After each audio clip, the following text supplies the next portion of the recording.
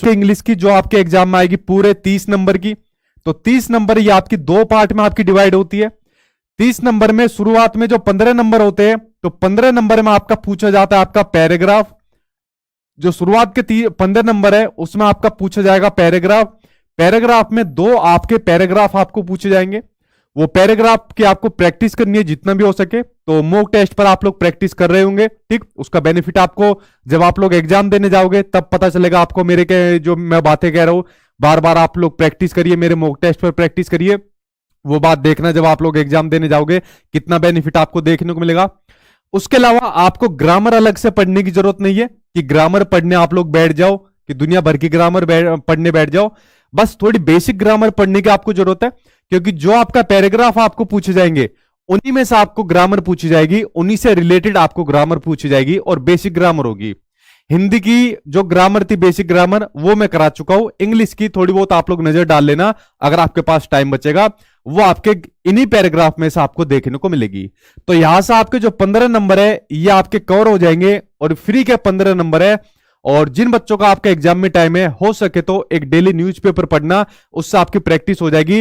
वरना न्यूज़पेपर ना पढ़ो तो सबसे बेस्ट तरीका यार आपको बता रहा हूं, मॉक टेस्ट पर प्रैक्टिस कर लो। इससे बढ़िया और इफेक्टिव तरीका नहीं है, सबसे बढ़िया तरीका आपको बता रहा हूं, ठीक है। इससे बढ़िया तरीका नहीं है। सारे मॉक टेस्ट के अंदर मैंने आपको पैराग्राफ वगैरह सब डाले हुए हैं। दूसरे अगर बात करूं जो दूसरे 15 नंबर है, तो दूसरे 15 नंबर में आपको देखने को मिलेगी आपको पेडागोजी। तो दूसरे 15 नंबर में आपको देखने को मिलेगी पेडागोजी। तो उसके लिए आज आपकी मैराथन क्लास होने वाली है। तो आज मैराथन क्लास के अंदर मैं आपको कराऊंगा पेडागोजी, ठीक। तो चलिए पेडागोजी की आज शुरुआत कर लेते हैं आपकी इंग्लिश की मैराथन क्लास के अंदर। और बाकी आप लोग चैनल को सब्सक्राइब कर लेना, क्योंकि सीटेट के बाद मैं शुरू कराने वाला हूं, फिर आपकी केवीएस की तैयारी में आपके लगूंगा, ठीक। तो चैनल को सब्सक्राइब कर लेना। बाकी मॉक टेस्ट या आपको जो प्रैक्टिस करनी है ये आप लोग मेरी वेबसाइट के ऊपर करना। गूगल के ऊपर जाकर लिखना sachinacademy.com, मेरी वेबसाइट खुलकर आ जाएगी। वहां आप लोग अपने मॉक टेस्ट प्रैक्टिस करना, चाहे आपका पेपर फर्स्ट हो, पेपर सेकंड हो, चाहे जो भी आपके सब्जेक्ट हो, जो आपकी लैंग्वेज हो, वो आप लोग इसकी प्रैक्टिस करना। अपने एग्जाम से पहले एटलीस्ट आपको 1 हफ्ते तो जरूर प्रैक्टिस माननी है एग्जाम से पहले, क्योंकि आपको बेनिफिट इसका डेफिनेटली आपको देखने को मिलेगा। तो चलिए फ्रेंड्स, अब आपकी इंग्लिश की मैराथन क्लास की शुरुआत कर लेता हूं एक एक करके। और सबसे पहले टॉपिक कराऊंगा, फिर उनसे रिलेटेड आपको क्वेश्चन आंसर एक एक करके आपको मैं कराने वाला हूं। जी सभी को गुड इवनिंग। तो अब मैं कर लेता हूं अब आपकी मैराथन क्लास की शुरुआत, ठीक। जी हाँ, सभी को गुड इवनिंग। तो इंग्लिश वाले बहुत परेशान थे मैराथन क्लास के लिए। तो चलिए सबसे पहले मैं आपको शुरुआत कराता हूं कंपोनेंट ऑफ इंग्लिश लैंग्वेज के जो आपके कंपोनेंट्स होते हैं वहां से शुरुआत कराता हूं, क्योंकि 1-2 कंपोनेंट तो आपके एग्जाम में जरूर पूछे जाते हैं। तो एक एक करके जो आपके मेन कंपोनेंट है जो आपके लैंग्वेज के होते हैं, तो लैंग्वेज के कंपोनेंट के बारे में आपको बता देता हूं, क्योंकि 1-2 नंबर आपके एग्जाम में डेफिनेटली आपको देखने को मिलते हैं। उसके बाद आपको लैंग्वेज के बारे में बताऊंगा, ठीक। तो कंपोनेंट के बारे में एक एक करके बात कर लेते हैं। देखिए पहला जो कंपोनेंट है वो है आपका लेक्सिकल वर्ड, जिसको कंटेंट वर्ड के नाम से भी जाना जाता है, ठीक। इसको कंटेंट वर्ड के नाम से भी जाना जाता है। एक बार तो सीटेट में यही पूछ लिया गया था कि जो आपका लेक्सिकल वर्ड है इसका दूसरा अनदर नेम क्या होता है, तो आपका कंटेंट वर्ड के नाम से इसको जाना जाता है। अगर मैं बात करूं आपके लेक्सिकल वर्ड कौन से होते हैं, आपको सिंपल सा इतना समझना है कि वे वर्ड जिनका अपने आप में एक मीनिंग होता है, जो अपने आप में इंडिपेंडेंट होते हैं, वो आपके लेक्सिकल वर्ड होते हैं। अगर मैंने कहा गुड, गुड का अपने आप में मीनिंग निकलता है अच्छा। मैंने कहा बैड, बैड का अपने आप में एक मीनिंग निकलता है बुरा। मैंने कहा काऊ, काऊ का मतलब निकलता है गाय। मैंने कहा काऊ डंग, गाय का गोबर, उसका अपने आप में मीनिंग निकलता है। मैंने कहा कार, मैंने कहा लव, ये आपके सीटेट के एग्जाम में पूछा जा चुका है लव। वहां पर ऑप्शन दिया था कि which of the following is a lexical word, तो वहां पर ऑप्शन के अंदर आपको 4 ऑप्शन के अंदर आपको दिया हुआ था लव। तो लव क्या है आपका लेक्सिकल वर्ड, इसका अपने आप में एक मीनिंग निकलता है, अपने आप में ही आपका क्या है एक इंडिपेंडेंट वर्ड है आपका लव, जिसका मतलब होता है प्यार, ठीक। उसके अलावा एज वेल एज, तो देखिए लेक्सिकल वर्ड जरूरी नहीं है आपका एक शब्द का होगा, एक से 2 शब्द का हो सकता है, 3 शब्द का होता है। बस इसका एक मीनिंग निकलना चाहिए, इसका एक अपने आप में इंडिपेंडेंट मीनिंग होना चाहिए, स्वतंत्र ये आपका होना चाहिए। ये आपके होते हैं लेक्सिकल वर्ड, जिसको कंटेंट वर्ड के नाम से भी आपका जाना जाता है, ठीक। तो पहला वर्ड हो गया आपका लेक्सिकल वर्ड, यानी कि आपका कंटेंट वर्ड। उसके अलावा दूसरा होता है आपका फंक्शन वर्ड, जिसको मैं साथ में यहां पर लिख देता हूं। दूसरे वर्ड होते हैं आपके फंक्शन वर्ड। तो दूसरे होते हैं आपके फंक्शन वर्ड जो आपके लेक्सिकल वर्ड के बीच में आते हैं, ठीक है। जो आपके किसके वर्ड के बीच में आते हैं, लेक्सिकल वर्ड के बीच में आते हैं। फॉर एग्जाम्पल मैंने लिख दिया आई एम द बेस्ट, ठीक है, या मैंने लिख दिया आई एम द बेस्ट, मैंने लिख दिया आई एम द बेस्ट। तो यहां पर लेक्सिकल वर्ड कौन सा हो गया, यहां पर लेक्सिकल वर्ड हो गया आपका बेस्ट, ठीक, क्योंकि इसका अपने आप में मीनिंग निकल रहा है बेस्ट का, कि बेस्ट का मतलब क्या है, सबसे अच्छा। तो यहां पर फंक्शनल वर्ड कौन सा निकल कर आ रहा है, फंक्शनल वर्ड निकल कर आ रहा है द, ठीक, जो आपके लेक्सिकल वर्ड के बीच में निकल कर आता है, ठीक। तो यहां पर लेक्सिकल वर्ड जिसको कंटेंट वर्ड के नाम से जाना जाता है वो आप लोग समझ गए, और फंक्शनल वर्ड जो है वो आपका इनके बीच में देखने को मिलता है, ठीक। दूसरा वर्ड आपका देखने को मिलता है आपका एलिप्सिस के नाम से देखने को मिलता है, ठीक, जिसको आप लोग यहां पर डिनोट करके देख रहे हो। यहां पर ये देखिए 3 बिंदु के माध्यम से आप लोग इसको देख सकते हो, ये 3 बिंदु 3 पॉइंट आप लोग देख रहे हो। देखिए आप लोगों के सामने कभी कभी ऐसी सिचुएशन आती है कि आप लोग अपने एक्सप्रेशन को, अपने थॉट को दूसरों के सामने अपना प्रेजेंट करना चाहते हो, बट कह नहीं पाते कुछ भी। मान लीजिए आप लोग कुछ लिखना चाहते हो, ठीक है, या कुछ बोलना चाहते हो, आप बोल तो देते हो लेकिन अपने उस एक्सप्रेशन को पूरा कंप्लीट नहीं कर पाते, लेकिन इनडायरेक्टली तरीके से बोल पाते हो।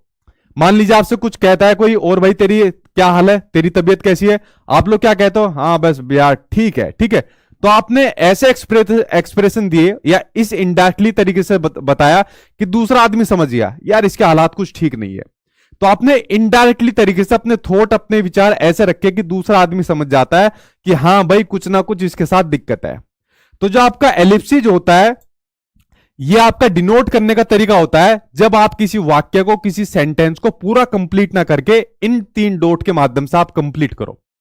फॉर एग्जाम्पल मान लीजिए आप कोई सेंटेंस लिख रहे हो, आपने सेंटेंस लिखा I want to crack CTET exam, ठीक। For example I want to crack CTET exam, but आपने बट लगा दिया, और बट लगाने के बाद 3 डॉट आपने लगा दिए। अब आपने कहा मैं सीटेट के एग्जाम को क्रैक तो करना चाहता हूं, बट अब आपने यहां पर कंडीशन लगा दी बट, और उसके बाद आपने कुछ अपना एक्सप्लेनेशन यहां पर दे दिया या कुछ और दूसरे थॉट यहां पर आपने दे दी। अब दूसरा वाला समझ तो गया यहां पर कि यार एग्जाम को करेक्ट तो करना चाहता है बट कुछ ना कुछ दिक्कत यहां पर इसके साथ बनी हुई है। तो यहां पर आपने क्या किया, एलिप्सिस के 3 डॉट का यूज आपने करा कि यहां पर आपने अपने थॉट को 3 डॉट के माध्यम से बताया, यानी इनडायरेक्टली तरीके से अपने थॉट को यहां पर आपने पेश करा। तो ये होता है आपका एलिप्सिस होता है, ठीक है। ये भी लैंग्वेज का क्या होता है, एक आपका कंपोनेंट होता है। अपनी लैंग्वेज को यहां पर आपने पेश करा, अपने विचारों को इनडायरेक्टली तरीके से पेश करा, ठीक है। ऐसे कहते हो ना, और भाई क्या हाल है, बस भाई ठीक है, तो दूसरा आदमी समझ जाता है ठीक भी कुछ नहीं है, बस इसके ऐसे ही हाल है, ठीक।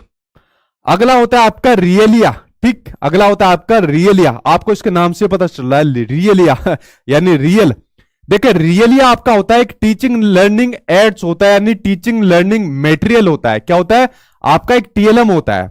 रियलिया होता है आपका टीचिंग लर्निंग एड होता है, यानी टीचिंग लर्निंग आपका मेटेरियल होता है, जो बच्चे की डेली एक्टिविटीज के अंदर आपका यूज किया जाता है। किसके अंदर, आपका जो डेली एक्टिविटीज के अंदर जो आपके एड्स होते हैं, मेटेरियल होते हैं, उनको कहा जाता है आपका रियलिया कहा जाता है।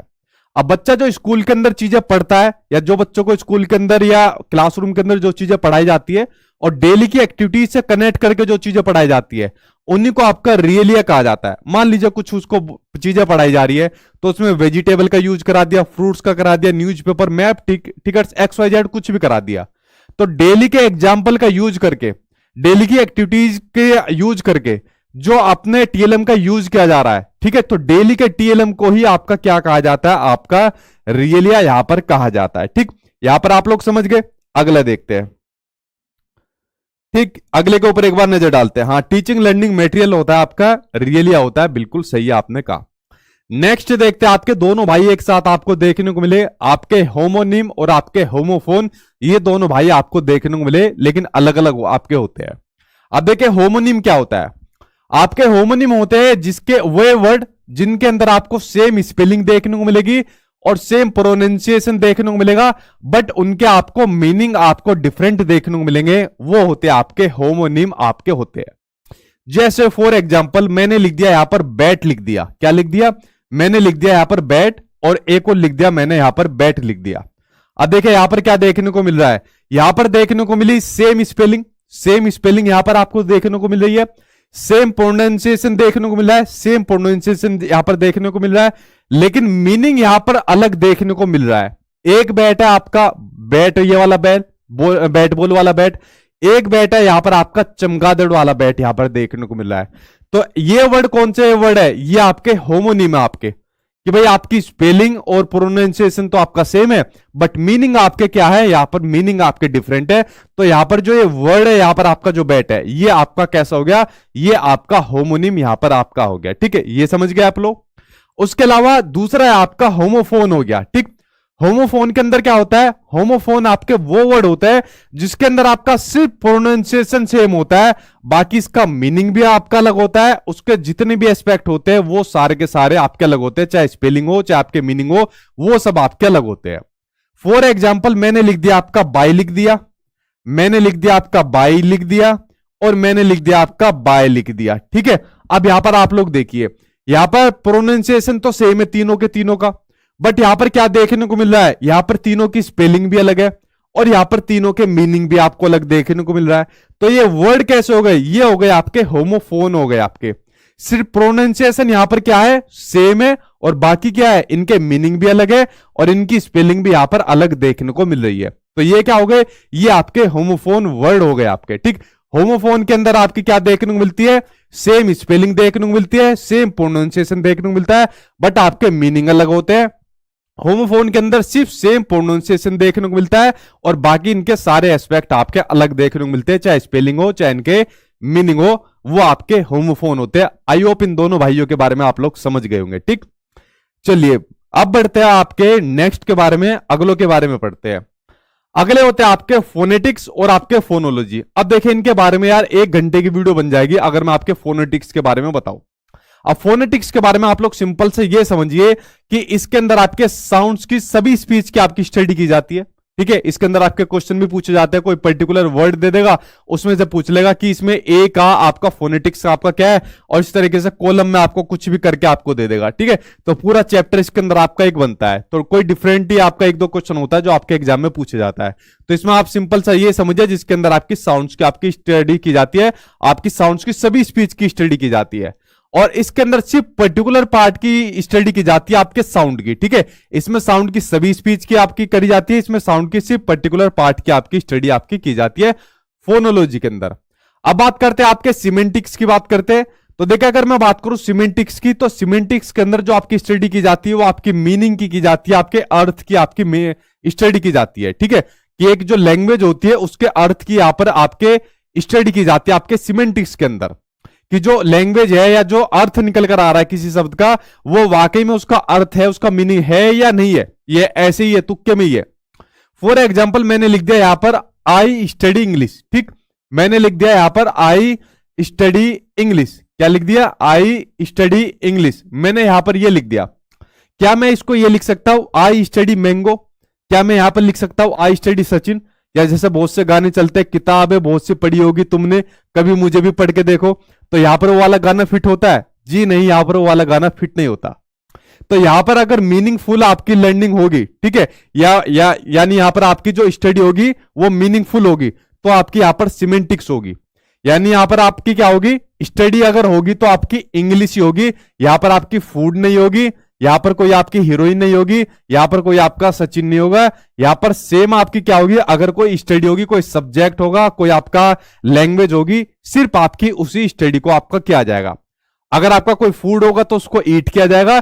तो यहां पर जो आपकी स्टडी होगी वो मीनिंग की होगी, तभी उसको सिमेंटिक्स माना जाएगा। ये आपकी सिमेंटिक्स होती है, स्टडी ऑफ मीनिंग को आपका सिमेंटिक्स कहा जाता है। ये आप लोग समझ गए। उसके अलावा जो सिंटैक्स होता है, सिंटैक्स में क्या होता है, सेंटेंस को रूल्स पर आधारित आपका होता है। यानी जो लैंग्वेज होती है या जो आपका सेंटेंस होता है, अगर उसका स्ट्रक्चर आपको देखने को मिलता है या वो रूल पर है या नहीं है, तो इस पर आपको चेक किया जाता है सिंटैक्स के बहाने, सिंटैक्स के थ्रू उसको चेक किया जाता है। एक सेंटेंस लिखा हुआ है I study English. I study English के अंदर आई क्या है, आई हो गया आपका सब्जेक्ट, आई हो गया सब्जेक्ट, स्टडी क्या हो गया, स्टडी हो गया आपका वर्ब, और इंग्लिश क्या हो गया, इंग्लिश हो गया आपका ऑब्जेक्ट। तो यहां पर ये क्या देखने को मिल रहा है, यहां पर ये देखने को मिल रहा है आपका सिंटैक्स, क्योंकि इसमें जो सेंटेंस है वो आपका रूल्स पर आधारित है। कैसा आधारित है, आपका रूल्स पर आधारित है जो आपका सेंटेंस है। ठीक है, तो ये कैसा होगा, आपका सिंटैक्स आपका रूल्स पर आधारित है, नियमों पर आधारित है। इसको समझ गए। अगर बात करें लिंग्विस्टिक की, बात करें, ज्यादा आपके एग्जाम में नहीं आता, सिर्फ इतना सा समझिए लिंग्विस्टिक के बारे में। जो लैंग्वेज की जो स्टडी होती है, जो लैंग्वेज की स्टडी होती है, लैंग्वेज का स्ट्रक्चर जिसके अंदर पढ़ते हैं, लैंग्वेज का ग्रामर पढ़ते हैं, सिंटैक्स वगैरह पढ़ते हैं, कुल मिलाकर लैंग्वेज की स्टडी को, आपका सारे एस्पेक्ट को पढ़ना आपका लिंग्विस्टिक कहा जाता है। ठीक है, तो ये आपकी लिंग्विस्टिक आपकी हो जाएगी। ये आप लोगों ने पढ़ लिया। अब देखिए, अब पढ़ते हैं मोर्फिम के बारे में पढ़ते हैं। तो मोर्फिम के ऊपर एक बार नजर डालिए, यहां से भी कई चीजें आपको अपने एग्जाम के अंदर देखने को मिलती है। ठीक, इसके ऊपर एक बार नजर डालिए। भाई संस्कृत की क्लास ले चुका हूं, आज इंग्लिश वालों के ऊपर फोकस करने दीजिए, इंग्लिश वाले बहुत दिनों से परेशान थे। ठीक है, तो अब देखिए मोर्फिम के बारे में। मोर्फिम को पढ़ते हैं। मोर्फिम जो होता है, वो जो वर्ड्स होते हैं, जो शब्द होते हैं, उसकी सबसे जो छोटी यूनिट होती है उसको मोर्फिम कहा जाता है। बट यहां पर ध्यान से सुनना, यहां पर बहुत कंफ्यूजन होती है। जो वर्ड होता है, शब्द होता है, उसकी सबसे छोटी यूनिट को आपका मोर्फिम कहा जाता है, लेकिन उसको, उसका भी एक मीनिंगफुल आपका शब्द आपको देखने को मिलता है। जो सबसे छोटी यूनिट होती है उसका भी कुछ ना कुछ मीनिंग आपको देखने को मिलता है, और उसके कभी भी आपको डिविडेंड यानी डिवाइड वो देखने को आपको नहीं मिलेगा। वो कैसे, देखिए, मान लीजिए मैंने कोई वर्ड ले लिया, मैंने वर्ड ले लिया गोज। ठीक है, ये वर्ड मैंने ले लिया गोज। ठीक है, ये वर्ड ले लिया मैंने कोई। अब इस वर्ड की सबसे छोटी यूनिट क्या होगी? इस वर्ड की सबसे छोटी यूनिट मान लीजिए मैंने ले ली गो और ईएस, ये सबसे छोटी यूनिट हो जाएगी इसकी, क्योंकि दो मैंने इसको अलग टुकड़े में कर लिया। अभी भी इन दोनों के मीनिंग निकल रहे हैं। यहां पर गो का भी मीनिंग निकलता है, ईएस का भी मीनिंग निकलता है। जिस वर्ड के साथ में जुड़ जाएंगे उसी का आपका मीनिंग आपका चेंज कर देंगे। लेकिन यहां पर अब इनके डिवाइड नहीं हो सकते। अगर मैं इनको डिवाइड करूंगा दोनों को, तो यहां पर अब इनका कोई मीनिंग देखने को नहीं मिलेगा। तो ये क्या हो जाएंगे यहां पर? ये आपके हो जाएंगे मोर्फिम, यहां पर हो जाएंगे कि ये वर्ड की ये सबसे छोटी यूनिट है, अब इनको डिवाइड नहीं किया जा सकता यहां पर, और इनका यहां पर मीनिंग भी अब आपको देखने को मिल रहा है। तो ये क्या हो जाएगा? आपका मोर्फिम हो जाएगा। अच्छा, एक चीज और देखने को मिलती है, साउंड की सबसे स्मॉलेस्ट यूनिट कौन सी होती है? साउंड की, यहां पर लिख देता हूं मैं, साउंड की आपकी स्मॉलेस्ट यूनिट, साउंड की स्मॉलेस्ट यूनिट को क्या कहा जाता है? तो साउंड की जो आपकी स्मॉलेस्ट यूनिट होती है, तो साउंड की सबसे स्मॉलेस्ट यूनिट को कहा जाता है आपका फोनिम के नाम से जाना जाता है। यह भी बहुत एग्जाम में आता है। क्या कहा जाता है? साउंड की सबसे स्मॉलेस्ट यूनिट को कहा जाता है आपका फोनिम कहा जाता है, जिसको हिंदी में कहते हैं सोमनिम। अगर आपने हिंदी लैंग्वेज ली है तो भाई हिंदी में भी आपका बहुत पूछना जाता है सोमनिम। ठीक है, यानी जो आपकी ध्वनि होती है, ध्वनि की सबसे छोटी इकाई कौन सी होती है? आपकी सोमनिम होती है। ठीक है, तो ये आप लोग समझ गए। तो इसके अंदर कौन सी होती है? ये आपकी होती है चा। ठीक है, चा, था, फा। तो इस तरीके से जो शब्द दिए होते हैं, ये किसके आपके एग्जाम्पल होते हैं? ये आपके फोनिम के आपके एग्जाम्पल होते हैं। कई बार आपके सीटेट के एग्जाम में जब आपका ऑफलाइन एग्जाम होता था, तो उस टाइम पर क्वेश्चन पूछ लिए जाते थे कि आपके वोवल्स और जो आपके कॉन्सोनेंट होते हैं उनके बारे में क्वेश्चन पूछ लिया जाता था। अगर बात करें टोटल फोनिम्स के बारे में कि टोटल फोनिम्स कितने होते हैं, तो आपको बताना है, अगर टोटल फोनिम्स आपसे पूछ ले कि टोटल फोनिम्स की आपकी संख्या कितनी होती है, तो टोटल फोनिम्स होते हैं आपके 44 आपके टोटल फोनिम्स होते हैं। ठीक है, और इसी के अंदर अगर आपसे पूछ ले टोटल फोनिम्स के अंदर आपके कि वोवल्स कितने होते हैं, तो टोटल फोनिम्स के अंदर आपके वोवल्स पूछ ले और आपसे कॉन्सोनेंट पूछ ले कितने हैं, तो टोटल फोनिम्स के अंदर आपके जो वोवल्स होते हैं, तो वो होते हैं आपके टोटल 20 तो वोवल्स होते हैं और आपके 24 आपके कॉन्सोनेंट होते हैं। 20 और 24 मिला के आपके 44 आपके फोनिम्स आपको देखने को मिलते हैं। तो ये बात हो गई आपके फोनिम्स के बारे में, और ये बात हो गई आपके मोर्फिम्स के बारे में। ये दोनों के दोनों बड़े महत्वपूर्ण हो जाते हैं, मोर्फिम और आपके फोनिम्स। ठीक, तो ये दोनों के दोनों मैंने एक्सप्लेन कर दिया, क्योंकि यहां से भी कई क्वेश्चन आपको अपने एग्जाम में देखने को मिलते हैं। एक और चीज यहां पर देखने को मिलती है, डिप्थोंग्स। डिप्थोंग्स क्या होते हैं? डिप्थोंग्स आपके वे वर्ड होते हैं जिनके अंदर आपको 2 या 2 से ज्यादा वोवल्स आपको देखने को मिलते हैं, वो आपके डिप्थोंग्स होते हैं। अब देखिए, एक वर्ड अगर आपको देखने को मिला है डबल, देखो इसके अंदर ई भी है, ओ भी है, यू भी है, तो डबल के अंदर 3 वोवल्स देखने को मिल गए, तो ये भी किसका एग्जांपल है? डिप्थोंग का एग्जांपल है। वोवल्स के अंदर खुद भाई 2 वोवल्स है, ठीक है, तो ये किसका एग्जांपल है? ये भी आपका डिप्थोंग का एग्जांपल है। तो डिप्थोंग आपके वो वर्ड होते हैं जिसके अंदर 2 या 2 से ज्यादा वोवल्स आपको देखने को मिले, वो आपके कौन से होते हैं, वो आपके डिप्थोंग आपके होते हैं, जिसके अंदर दो या दो से ज्यादा वोवल्स के आपको साउंड देखने को मिले, वो आपके डिप्थोंग्स होते हैं। ठीक, तो ये सारे का सारा मैंने एक्सप्लेन कर दिया। यहां से आपको एक दो क्वेश्चन मिनिमम आपको अपने एग्जाम में देखने को मिल जाते हैं, आपकी जो इंग्लिश पेडागोजी आपको देखने को मिलती है। ठीक है, यहां तक आपको समझ में आ गया। चलिए बढ़ते हैं आपके नेक्स्ट के बारे में।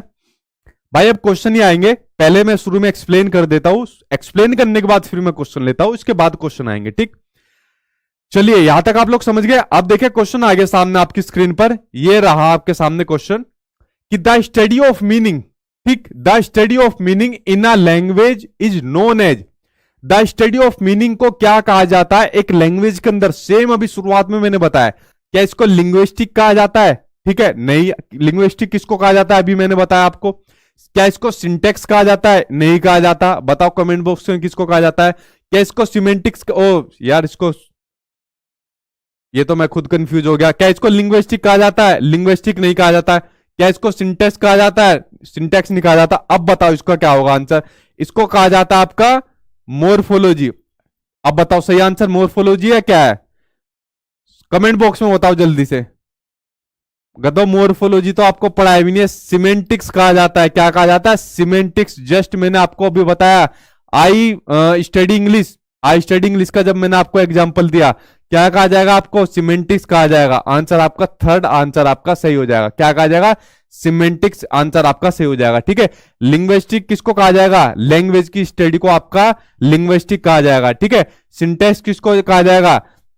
जब सेंटेंस के ग्रामर के रूल्स पर जो आपका आधारित होता है, आपका सिंटेक्स कहा जाएगा। और सिमेंटिक्स आपका स्टडी ऑफ मीनिंग के लैंग्वेज को आपका सिमेंटिक्स कहा जाएगा। ठीक है, तो आंसर थर्ड आंसर आपका सही हो जाएगा।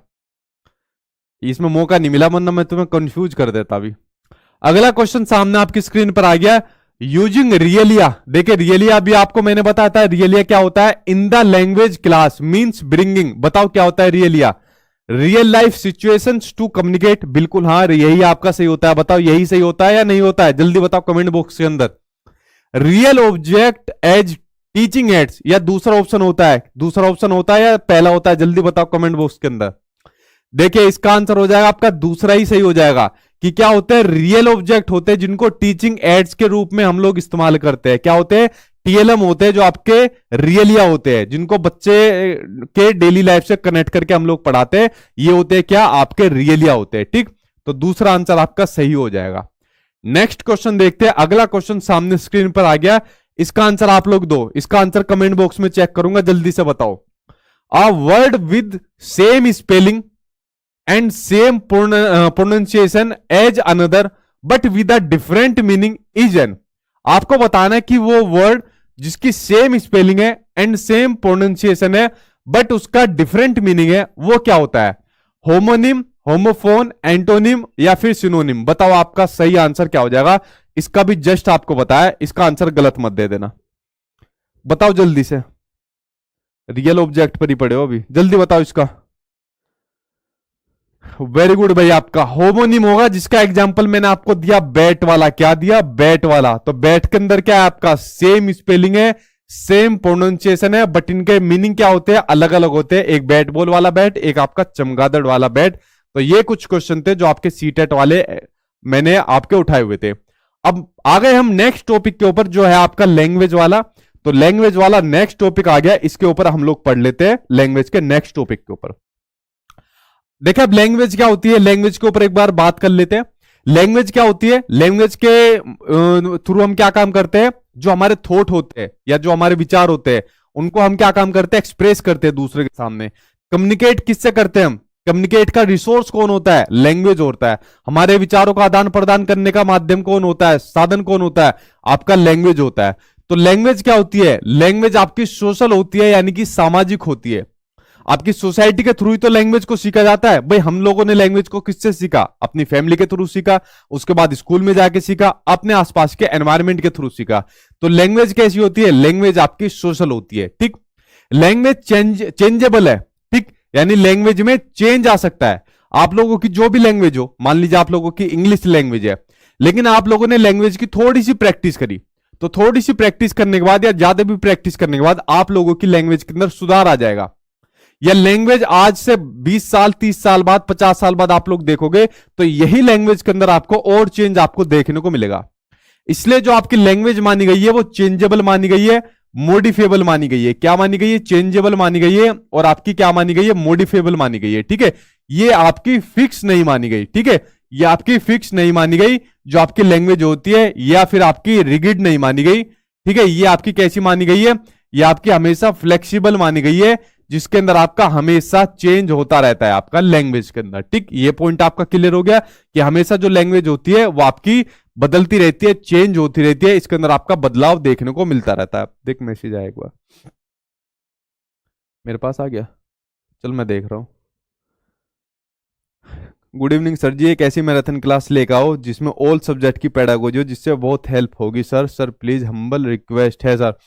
भाई संपूर्ण पेडागोजी वाली वीडियो देख लो आप लोग, उससे आपकी सभी सब्जेक्ट की पेडागोजी कवर हो जाएगी। यूट्यूब पर सर्च मार के देखो संपूर्ण पेडागोजी मैराथन क्लास, भाई मेरा नाम लिख देना तो वो आपको वीडियो मिल जाएगी, उससे आपकी सभी कंप्लीट हो जाएगी। ठीक है, और जितनी भी मैराथन क्लास है सीडीपी ईवीएस मैथ्स वगैरह हर सब्जेक्ट को आप लोग यूट्यूब पर सर्च मारिए और मेरी मैराथन मिल जाएगी आपको, उनको आप लोग देखिए। ठीक, ये पहला हो गया। दूसरा आपका लैंग्वेज फ्री है। आपकी लैंग्वेज आपकी क्या है? फ्री है, यानी कि लैंग्वेज आपकी कंट्रोल्ड नहीं है, यानी कि लैंग्वेज आपकी कंट्रोल नहीं है।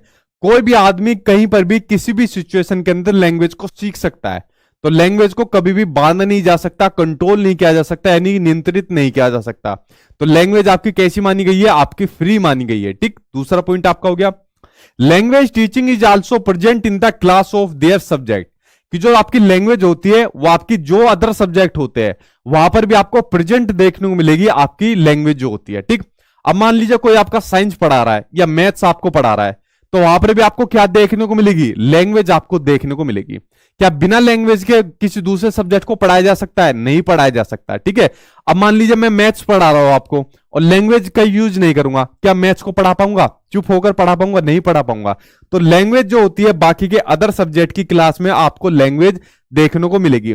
इसलिए मैं बार बार कहता हूं कि जितने भी आपके अदर सब्जेक्ट होते हैं उन सभी के सेंटर में कौन होती है? उन सभी के सेंटर में होती है जो आपकी लैंग्वेज होती है। ठीक, लैंग्वेज जो होती है, language print rich environment is most important for language learning. Print rich environment, ठीक है, ये मैं आपको बता चुका हूं कि लैंग्वेज को लर्न करने के लिए, सीखने के लिए एक प्रिंट रिच एनवायरमेंट होना बहुत ज्यादा जरूरी है, जिसका सबसे बेस्ट एग्जांपल मैं आपको क्या देता हूं, हमारे चारों ओर का जो एनवायरमेंट होता है।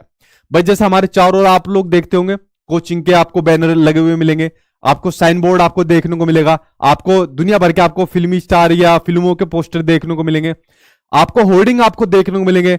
और अगर आप लोग स्कूल वगैरह के अंदर जाओगे वहां पर भी आपको और बैनर आपको देखने को मिलेंगे। तो आपको हर जगह लैंग्वेज बिखरी हुई आपको देखने को मिलेगी। तो ये क्या है? आपका प्रिंट रिच एनवायरमेंट आपको देखने को मिलेगा। वहां पर बच्चा क्या काम करेगा? आपको लैंग्वेज पढ़ता हुआ आपको देखने को मिलेगा। आज किसी नेता की फोटो देख लेगा, उसके नीचे कुछ पढ़ता हुआ आपको देखने को मिलेगा, बट वहां पर हिंदी ज्यादा देखने को मिलेगी, इंग्लिश बहुत कम देखने को मिलती है। ठीक है, तो लेकिन बच्चा कुछ ना कुछ वहां से आपको लैंग्वेज सीखता हुआ जरूर देखने को मिलेगा। ठीक, तो इसलिए कहा जाता है कि जो बच्चे के चारों तरफ जो लैंग्वेज का जो एनवायरमेंट होता है, ये आपका प्रिंट रिच एनवायरमेंट होता है, जो लैंग्वेज को लर्न करने के लिए बड़ा महत्वपूर्ण आपका फैक्टर आपका माना जाता है। ठीक, तो ये आपका प्रिंट रिच एनवायरमेंट अगर बच्चों को ऐसा मिल जाए तो लैंग्वेज की जो लर्निंग होती है उसके अंदर आपका इंप्रूवमेंट कर देता है, उसको बढ़ा देता है। ये पॉइंट आपका हुआ। नेक्स्ट बढ़ते आपके, नेक्स्ट पॉइंट आपका दिया हुआ है कि every language has a grammar. Her language की अपनी ग्रामर होती है, अपना एक व्याकरण होता है, and it's a systematic system, और इसका एक सिस्टमेटिक सिस्टम होता है। ठीक है, तो ये पॉइंट आपका हुआ। तो ये लैंग्वेज का बिना ग्रामर के भी आपका सीखना पॉसिबल नहीं है। हर लैंग्वेज का अपना ग्रामर होता है जिसके थ्रू लैंग्वेज को आपका सीखा जाता है। और आपकी क्या होती है? व्यवस्थाओं की व्यवस्था भी मैंने आपको बताया हुआ है। ठीक है, तो लैंग्वेज क्या होती है? आपकी एक सिस्टमेटिक सिस्टम होती है जिसको अपना एक सिस्टम के थ्रू आपका सीखा जाता है, एक नियमबद्ध प्रणाली के थ्रू आपका सीखा जाता है, जो आपकी लैंग्वेज होती है। Not every language needs to have a script, कि किसी भी लैंग्वेज को सीखने के लिए स्क्रिप्ट की यानी कि आपकी लिपि की जरूरत नहीं है। कई ऐसी लैंग्वेज होती है जो खाली आपकी एक स्क्रिप्ट यानी कि एक लिपि के अंदर आपकी लिखी जाती है। तो लैंग्वेज और स्क्रिप्ट इनका आपस में रिलेशन होना जरूरी नहीं है। ये पॉइंट आपके क्लियर हो गए। अब यहां पर मैंने कोई क्वेश्चन आपके लैंग्वेज से संबंधित इसलिए नहीं लिए क्योंकि मोस्टली क्वेश्चन जो आपके पूछे गए थे इन्हीं सब पॉइंट से आपके पूछे गए थे। तो कई क्वेश्चन आपके लैंग्वेज से पूछे जाते हैं वो ज्यादातर इन्हीं पॉइंट से आपके पूछे जाते हैं जो आपके एग्जाम में पूछे गए। ठीक है, कई बार तो ये पूछ लेता है सिस्टमेटिक सिस्टम आपका जो लैंग्वेज होती है, तो ये पॉइंट आप लोग देख लेना, बड़े इंपोर्टेंट पॉइंट है जो आपके लैंग्वेज से संबंधित है। ठीक, अगली टाइप आपके आ गई टाइप्स ऑफ लैंग्वेज के ऊपर बात करते हैं। ये जो दो टाइप्स आपके एग्जाम में ये डेफिनेटली देखने को मिलती है, एक होती है आपकी लैंग्वेज एक्विजिशन, एक होती है आपकी लैंग्वेज लर्निंग, जिनके बारे में मैंने आपको हिंदी की क्लास में भी और वैसे भी कई बार आपको एक्सप्लेन कर चुका हूं, लैंग्वेज एक्विजिशन और आपकी लैंग्वेज लर्निंग के बारे में। तो इनके ऊपर भी एक बार नजर डाल लेते हैं। ठीक, देखिए बात करें लैंग्वेज एक्विजिशन की जिसको भाषा अर्जन कहते हैं, और लैंग्वेज लर्निंग की जिसको भाषा अधिगम कहते हैं। तो लैंग्वेज एक्विजिशन क्या होता है? वो लैंग्वेज जिसको बच्चा एक अपने नेचुरली प्रोसेस के थ्रू सीखता है, वो आपकी क्या होती है? लैंग्वेज एक्विजिशन होती है। ठीक है, कैसे सीखता है? एक नेचुरली प्रोसेस के थ्रू सीखता है। जैसे हम अपनी मदर टंग को सीख गए, किसको? हम अपनी मदर टंग को सीख गए, तो वो कौन सी लैंग्वेज है? हमारी लैंग्वेज एक्विजिशन है। भाई हमारी मदर टंग क्या है? जैसे मेरी मदर टंग हिंदी है, तो हिंदी को मैं कैसे सीख गया? एक नेचुरली प्रोसेस के थ्रू सीख गया, तो ये क्या हो गई? हिंदी क्या हो गई? हिंदी मेरी मदर टंग है। इसको मैंने कैसे सीखा? इसको मैंने सीखा इमिटेशन के थ्रू। किसके थ्रू सीखा? इसको मैंने सीखा इमिटेशन के थ्रू सीखा। किसके थ्रू? इमिटेशन के थ्रू सीखा, यानी कि कॉपी करके सीखा। ये लैंग्वेज मेरे घर के अंदर बोली जाती थी, और जो मेरे घर के अंदर बोली जाती थी उसको मैंने इमिटेट करा, और मैं भी उसको ऐसा ही बोलना सीख गया। आप लोगों ने भी ऐसा सीखा है, और सभी ने ऐसी सीखा है। तो जो ये होती है आपकी लैंग्वेज एक्विजिशन होती है, जिसको बच्चा एक नेचुरली प्रोसेस के थ्रू सीख जाता है, यूं ही सीख लेता है। ठीक है, तो ये आपकी लैंग्वेज एक्विजिशन होती है। इसके लिए आपको किसी भी रिसोर्स की जरूरत नहीं होती, ना तो किसी टीचर की जरूरत होती है, ना किसी बुक की जरूरत होती है, ना ही XYZ चीज की जरूरत होती है। ठीक, ये बड़ी सिंपल होती है, नेचुरल होती है, और सबकॉन्शियस होती है। अपने आप ही बच्चा इसको यूं ही सीख लेता है। ठीक, ये होती है आपकी लैंग्वेज एक्विजिशन होती है, जिसको बच्चा सबसे पहले अपनी फैमिली से सीखता है। किससे सीखता है? सबसे पहले बच्चा अपनी फैमिली से सीखना स्टार्ट करता है। अगर बात करें आपकी लैंग्वेज लर्निंग की बात करें, भाषा अधिगम की बात करें, अब मान लीजिए बच्चों को दूसरी लैंग्वेज सीखनी है। दूसरी लैंग्वेज कौन सी होगी? आपकी इंग्लिश दूसरी लैंग्वेज होगी। कौन सी होगी? सेकंड लैंग्वेज होगी। मान लीजिए बच्चे की इंग्लिश सेकंड लैंग्वेज होगी, तो दूसरी लैंग्वेज को सीखने के लिए उसको किसकी जरूरत पड़ेगी? उसको रिसोर्स की जरूरत पड़ेगी, यानी संसाधनों की जरूरत पड़ेगी। भाई उसको इंग्लिश का टीचर भी चाहिए, इंग्लिश की बुक चाहिए, इंग्लिश के रूल्स पता होनी चाहिए। तो जब किसी दूसरी लैंग्वेज को सीखने के लिए इंग्लिश के रिसोर्स की जरूरत पड़े, तो वो आपकी कौन सी होती है? लैंग्वेज लर्निंग होती है। ठीक, और ये कैसे प्रोसेस से सीखी जाती है? ये आपके एक सिस्टमेटिक प्रोसेस से सीखी जाती है, नेचुरल प्रोसेस से नहीं सीखी जाती। इसको सीखने का एक आपका सिस्टमेटिक प्रोसेस होता है। आपको ग्रामर देखनी पड़ेगी, उसके रूल याद आपको पढ़ने पड़ेंगे, याद करने पड़ेंगे। एक इसका सिस्टमेटिक प्रोसेस होता है सीखने का लैंग्वेज लर्निंग के अंदर। और ये कैसी होती है? ये आपकी कॉम्प्लेक्स होती है, यानी जटिल होती है, डिफिकल्ट होती है, जो आपकी लैंग्वेज लर्निंग होती है, यानी आपकी सेकंड लैंग्वेज जो आपकी होती है। ठीक, ये आप लोग समझ गए? तो ये हो गई आपकी लैंग्वेज एक्विजिशन हो गई, और आपकी लैंग्वेज लर्निंग होगी। ठीक, दोनों के दोनों बारे में आप लोग समझ गए। यहां से आपके एग्जाम में डेफिनेटली आपको क्वेश्चन देखने को मिलता है, चाहे आपकी हिंदी हो चाहे आपकी इंग्लिश हो। ठीक, अब यहां से संबंधित एक क्वेश्चन आपके एग्जाम में देख लेते हैं, जो सामने आपकी स्क्रीन पर आ गया। ये रहा आपका नेक्स्ट क्वेश्चन। कौन था? अच्छा, चलिए नेक्स्ट क्वेश्चन आपके सामने आ गया। ये थोड़ा ऊपर हो गया, इसको नीचे लेता हूं। कि लैंग्वेज एक्विजिशन पूछ लिया कि लैंग्वेज एक्विजिशन क्या होता है। तो चलिए भाई नजर डालते हैं, लैंग्वेज एक्विजिशन के ऊपर एक बार नजर डाल लेते हैं। लैंग्वेज एक्विजिशन का दिया हुआ है रिक्वायर्स द मेमोराइजेशन। देखो मेमोरी की बात होगी, तो भाई मेमोरी की बात आपकी नहीं होती लैंग्वेज एक्विजिशन के लिए, लैंग्वेज लर्निंग के लिए इसकी बात होती है। ठीक, अगला है, और वोकैब की भी बात किस में होगी? लैंग्वेज लर्निंग में होगी, लैंग्वेज एक्विजिशन में नहीं होगी। इन्वॉल्व्स अ सिस्टमेटिक अप्रोच, तो सिस्टमेटिक अप्रोच की जरूरत किस में होगी? लैंग्वेज लर्निंग में होगी, लैंग्वेज एक्विजिशन में नहीं होगी। आगे पढ़ने की जरूरत नहीं है। Refers to the process of learning or native, native मतलब जो उसकी क्षेत्रीय यानी प्रांतीय भाषा होती है, यानी मदर टंग होती है, और अ सेकंड लैंग्वेज। तो भाई सेकंड लैंग्वेज अगर आ गई तो लैंग्वेज लर्निंग होगी, लैंग्वेज एक्विजिशन नहीं होगी। Is a technique intended to simulate the environment in which children learn their native language, कि एक ऐसा एनवायरमेंट जिसमें बच्चा अपनी नेटिव लैंग्वेज, उसकी मदर टंग यानी उसकी मातृभाषा, क्षेत्रीय भाषा या इसका प्रांतीय भाषा, दुनिया भर के इसके नाम है, उसको बच्चा अपने एनवायरमेंट से सीख जाता है, वो होती है आपकी लैंग्वेज एक्विजिशन होती है। फोर्थ आंसर इसके अंदर आपका सही हो जाएगा। ठीक है, ये आप लोग समझ गए? हाँ, अमरजीत चौधरी। ठीक, हाँ भाई, मैंने कहा था इंग्लिश कराऊंगा तो मैं कराऊंगा, क्योंकि जितनी भी चीज मैं बोलता हूँ तो उसको डेफिनेटली सारी में इंप्लीमेंट करने की पूरी कोशिश करता हूँ। ये हो गया भाई आपका लैंग्वेज एक्विजिशन और लैंग्वेज लर्निंग। अब देखिए लैंग्वेज स्किल्स के ऊपर बात कर लेते हैं। एक क्वेश्चन यहां से भी आपके एग्जाम में आएगा, और ये कुछ आपके ऐसे टॉपिक है जो आपके दोनों लैंग्वेज के अंदर होते हैं, चाहे आपका हिंदी हो चाहे आपका इंग्लिश हो। ये कुछ आपके ऐसे टॉपिक होते हैं, ये दोनों दोनों के अंदर आपके एक एक नंबर को आपको देखने को मिलते हैं। लैंग्वेज स्किल यानी भाषा के कौशल, 4 आपके भाषा के कौशल आपको देखने को मिलते हैं। ठीक, अगर मैं बात करूं लैंग्वेज स्किल के अंदर, तो इसको 2 पार्ट में आपको डिवाइड किया हुआ है। एक होते हैं आपके प्रोडक्टिव स्किल, एक होते हैं आपके रिसेप्टिव स्किल। इनको कहा जाता है आपके भाषा के अव्यक्तात्मक कौशल, हिंदी में इनको कहा जाता है आपके भाषा के गणनात्मक कौशल। ये 4 तरीके के होते हैं आपके स्पीकिंग, राइटिंग, लिसनिंग एंड आपके रीडिंग। ये भाषा के 4 कौशल की अगर मैं बात करूं। आपका 5वां थिंकिंग आजकल आपका नहीं पूछा जाता है सीटेट के एग्जाम में। अगर मान लीजिए आपका 5वां पूछा जाए तो आपका थिंकिंग होता है जो आपका 5वां होता है। ठीक, लेकिन ये चारों आपके एग्जाम में ज्यादा पूछे जाते हैं। देखिए जितनी चीजें मैं आपको पढ़ा रहा हूं, इन चीजों को मैं जो आपको एक्सप्रेस कर रहा हूं, अपने थॉट को, अपने जो एक्सप्रेशन है उसको आपको एक्सप्रेस कर रहा हूं आपके सामने, अपने विचारों को आपको सामने प्रदान कर रहा हूं। तो किन स्किल्स के माध्यम से एक्सप्रेस कर रहा हूं? एक तो बोलकर और एक लिखकर। तो जब मैं अपने विचारों को बोलकर और लिखकर व्यक्त कर रहा हूं तो इनको मैं क्या कहता हूं कि भाषा के कौन से कौशल है? अव्यक्तात्मक कौशल, जिनको हिंदी इंग्लिश में कहा जाता है प्रोडक्टिव स्किल, यानी कि स्पीकिंग के थ्रू, बोलकर, और राइटिंग के थ्रू यानी कि लिखकर। ठीक, तो स्पीकिंग और राइटिंग हो गई आपकी प्रोडक्टिव स्किल। ठीक, और जो आप लोग जितनी चीजें मैं आप लोगों को पढ़ा रहा हूं इसको आप लोग रिसीव कैसे कर रहे हो? दूसरा कौशल कौन सा है? दूसरी स्किल कौन सी? आपकी रिसेप्टिव स्किल, यानी इससे आप लोग देखिए रिसीव, जो मैं चीजें आपको पढ़ा रहा हूं आज इंग्लिश के अंदर, इसको आप लोग रिसीव कैसे कर रहे हो? रिसीव कर रहे हो आप लोग बेड पर लेटे पड़े हो, रजाई गद्दा आप लोगों ने ओढ़ा हुआ है, कंबल ओढ़ा हुआ है, और इसको रिसीव कैसे कर रहे हो? मेरी वीडियो को देखकर उसको रिसीव कर रहे हो आप लोग, सुनकर, और जो मैं लिख रहा हूं उसको पढ़कर।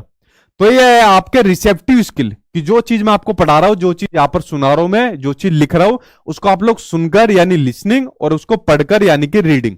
तो ये हो गए आपके लैंग्वेज के रिसेप्टिव स्किल्स। ठीक है, यानी गणनात्मक कौशल जिनको आप ग्रहण कर रहे हो, लिसनिंग एंड रीडिंग। ठीक, तो ये 2 आपके स्किल्स होती है, प्रोडक्टिव स्किल और आपके रिसेप्टिव स्किल। इसको आप लोग समझ गए? अब देखिए, ठीक, हाँ, इननेट कैपेसिटी आएगी भाई। चोमस्की साहब भी आएंगे आपके, रुक जाओ। चोमस्की साहब के साथ आज आपको कुछ हो एक और महत्वपूर्ण मनोवैज्ञानिक देखने को मिलेंगे। देखते जाओ आज आपकी इंग्लिश की क्लास में क्या क्या चीज देखने को मिलेगी। क्वेश्चन आ गया सामने आपकी स्क्रीन पर, इसका आंसर दीजिए। तो देखते जाइए, साथ के साथ बढ़ते जाइए। ठीक, क्वेश्चन आपको दिया हुआ है कि a teacher in class 4th has given a task on role play where the children learners are asked to exchange their idea in a given situation, which skill is she trying to enhance? यहां पर कोई teacher है class 4th की, उसने एक task दिया role play का, जहां पर जो लर्नर्स है वो आपस में एक्सचेंज क्या करते हैं? अपने आइडिया को एक गिवन सिचुएशन के अंदर। तो यहां पर किस स्किल का यहां पर क्या काम किया जा रहा है? वो उसको इनहेंस कर रही है जो टीचर है। क्या यहां पर वो एक्टिंग कर रही है? जी नहीं। राइटिंग कर रही है? या राइटिंग की तो बात हो नहीं रही, क्योंकि यहां पर बात किसकी हो गई है? रोल प्ले की। तो रोल प्ले में किसका काम होता है? राइटिंग का तो कोई काम नहीं होता। क्या यहां पर रीडिंग का काम है? रीडिंग का काम भी नहीं होता। तो यहां पर किस स्किल का यूज हो रहा है? यहां पर हो रहा है आपके स्पीकिंग का यूज हो रहा है। ठीक है, क्योंकि रोल प्ले में अपने आप क्या हो जाएगा? आपकी स्पीकिंग की स्किल्स का यूज आपका होगा। तो आंसर आपका, थर्ड आंसर आपका सही हो जाएगा। ठीक, चलिए बढ़ते हैं नेक्स्ट की ओर। नेक्स्ट आपको क्या दिया हुआ है? अब पढ़ते हैं आपकी टाइप्स ऑफ रीडिंग के बारे में। देखिए रीडिंग की कुछ टाइप्स हैं, इनके बारे में एक एक करके पढ़ लेते हैं। इनके ऊपर जरा नजर डालिए। देखिए रीडिंग को किस प्रकार से पढ़ा जाता है, या लोग किस किस प्रकार से रीड करते हैं या पढ़ते हैं, उनके बारे में नजर डाल लेते हैं। पहला रीडिंग का टाइप है रीडिंग अलाउड या फिर ओरल रीडिंग। दोनों एक ही नाम है, नाम से इसको पता चल रहा है। रीडिंग अलाउड यानी जोर जोर से पढ़ना, या फिर ओरल रीडिंग जैसा हम लोग पढ़ते हैं स्कूल के अंदर बच्चे पढ़ते हैं, A for apple, B for ball, C for cat. इस तरीके से जो रीडिंग होती है वो होती है आपकी रीडिंग अलाउड, यानी जोर जोर से पढ़कर जो कंटेंट दिया हुआ है उसको जो बच्चा समझता है, या कोई भी जो पढ़ता है समझता है, खासकर छोटे बच्चे इस चीज को ज्यादा करते हैं। तो ये होती है आपकी रीडिंग अलाउड होती है, यानी कि आपकी ओरल रीडिंग होती है। ठीक, तो छोटे बच्चे के परिप्रेक्ष्य में वाली बात ज्यादा होती है। तो ये होती है आपकी रीडिंग अलाउड यानी कि ओरल रीडिंग होती है। दूसरी होती है आपकी साइलेंट रीडिंग, जिसको कि मौन पठन के नाम से जाना जाता है, जो ज्यादातर आपके बड़े लोग ज्यादा करते हैं। मौन पठन यानी साइलेंट रीडिंग, चुपचाप पढ़ना, ठीक है, एकांत में पढ़ना, जैसे लाइब्रेरी के अंदर पढ़ते हैं, ठीक, चुपचाप में पढ़ना एकदम, और पढ़कर फिर जो उसका मीनिंग है उसको अपना एक्वायर करते, उसको ग्रहण करते। तो दूसरी रीडिंग का टाइप होता है आपका साइलेंट रीडिंग होता है, ठीक। अगली आपकी इंटेंसिव रीडिंग, जिसको गहन पठन के नाम से जाना जाता है, ठीक है, यानी ऐसा पढ़ना कि बस उसमें डूब जाओ, गहराई से पढ़ा जाए, उसको कहा जाता है आपकी इंटेंसिव रीडिंग कहा जाता है। डिटेल में पढ़ना और समझना, ठीक, तो उसको कौन सा रीडिंग कहा जाता है? आपका इंटेंसिव रीडिंग के नाम से उसको जाना जाता है, ठीक। ये हो गया आपका, ठीक, ये हो गया आपका इंटेंसिव रीडिंग। आगे देखते हैं भाई, इंटेंसिव रीडिंग के बाद भाई आगे देखते हैं आपका एक्सटेंसिव रीडिंग। इंटेंसिव रीडिंग के बाद आपका देखते हैं एक्सटेंसिव रीडिंग के ऊपर एक बार नजर डाल लेते हैं। हिंदी वाले आज सारे टूट गए।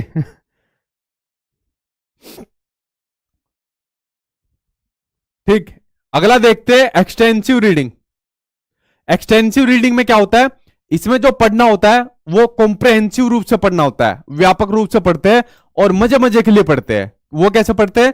जैसे मान लीजिए कोई नोवेल पढ़ रहा है, क्या पढ़ रहा है? आपका नोवेल पढ़ रहा है, और किसके, या कोई स्टोरी या कोई बुक पढ़ रहा है, या स्टोरी वाली बुक पढ़ रहा है, इसको आप लोग लिख सकते हो। तो इसको कैसे पढ़ता है आदमी?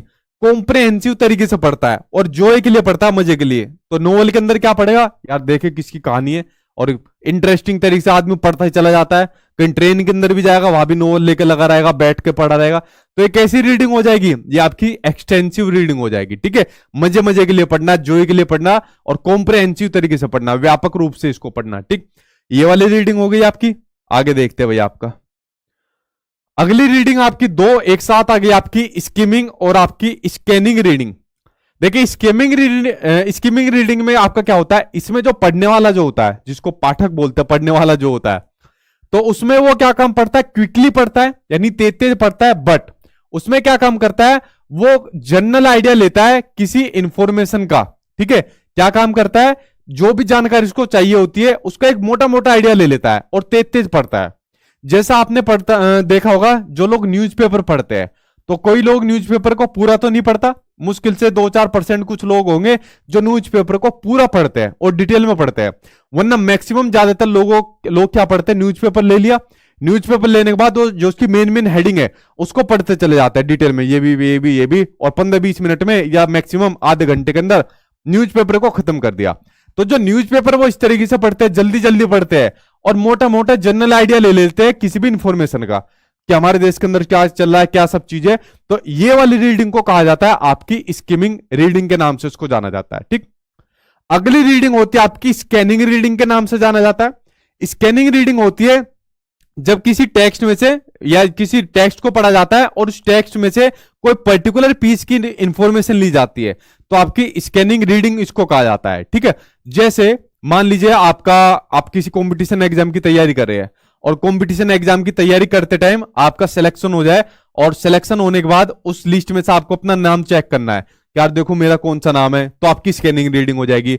मान लीजिए आप ट्रेन में जा रहे हो, और ट्रेन में जाने पर आपको रेल टिकट में आपको अपना नंबर चेक करना है कि देखो मेरा पीएनआर नंबर या मेरा ट्रेन में नंबर कौन सा है, तो आपकी स्कैनिंग रीडिंग हो जाएगी। या फिर मोबाइल वो आती है ना, मोबाइल की डिक्शनरी आती है, या उसमें किसी का नंबर चेक करना है आपको, और यहाँ पर ABCDE करके कुछ लिखे होते हैं, तो वो कौन सी हो जाएगी? आपकी स्कैनिंग रीडिंग हो जाएगी। तो ये आपकी स्कैनिंग रीडिंग का टाइप है, जहां पर जो आपका पढ़ने वाला होता है वो एक टेक्स्ट को पढ़ता है, उसमें से एक पर्टिकुलर पीस की इंफॉर्मेशन को लेने के लिए, ये आपकी स्कैनिंग रीडिंग आपकी हो जाएगी, ठीक है। ठीक, वेरी गुड। चलिए बढ़ते हैं आपके नेक्स्ट की ओर। अगली आपकी इन्फेरेंशियल आपकी कॉम्प्रिहेंशन, इसके ऊपर एक बार नजर डालिए, जिसका हिंदी में नाम है अनुमानिक, ठीक है। अनुमान के थ्रू जो आदमी पढ़ता है, इसके नाम से आप लोग समझ गए होंगे। इसमें आदमी क्या काम करता है? जो टेक्स्ट होता है, जो पैराग्राफ होता है, जो सेंटेंस होता है, उसमें से किसी स्पेसिफिक इंफॉर्मेशन के लिए टेक्स्ट के एक पार्ट को पढ़ता है स्पीड से। जो भी टेक्स्ट दिया है, सेंटेंस दिया है, कहानी दिया है, XYZ कुछ भी दिया है, उसमें से टेक्स्ट का एक पार्ट को ले लिया और फिर उसे स्पीड से पढ़ता है, ठीक है। तो इसी को कहा जाता है आपका इन्फेरेंशियल कॉम्प्रिहेंशन। ये भी पिछली बार सीटेट के एग्जाम में कई बार पूछा गया, ठीक। अब यहां पर कुछ क्वेश्चन आपके सामने स्क्रीन पर आए हुए, इनको एक बार भाई नजर डालिए। तो ये क्वेश्चन सामने आपकी स्क्रीन पर आ गया। इसका आंसर आप लोग मुझे दीजिए कि इसका आंसर आपका क्या हो जाएगा। क्यों रो रहे हो भाई आप लोग? ठीक, व्हाट्सएप पे आप करिए। श्रेया क्या बोल रही है? अच्छा, थैंक यू श्रेया। चलिए नजर डालिए इसके ऊपर। अगला क्वेश्चन आपको दिया हुआ है, a teacher introduce a game called sport the word in a standard second classroom. एक टीचर है कोई, उसने एक इंट्रोडक्शन दिया, एक इंट्रोड्यूस करा गेम को जिसका नाम है आपका स्पोर्ट द वर्ड। ठीक है भाई, क्लास सेकंड के बच्चों के लिए। Students were given a page long story and they had to rapidly circle the words uttered by the teacher. जो स्टूडेंट है उनको एक पेज दिया गया लॉन्ग स्टोरी का, and they had to rapidly circle the, और उन्हें लगातार वर्ड्स के ऊपर सर्कल करने के लिए कहा गया। किसने कहा गया? Uttered the by the teacher, teacher के द्वारा।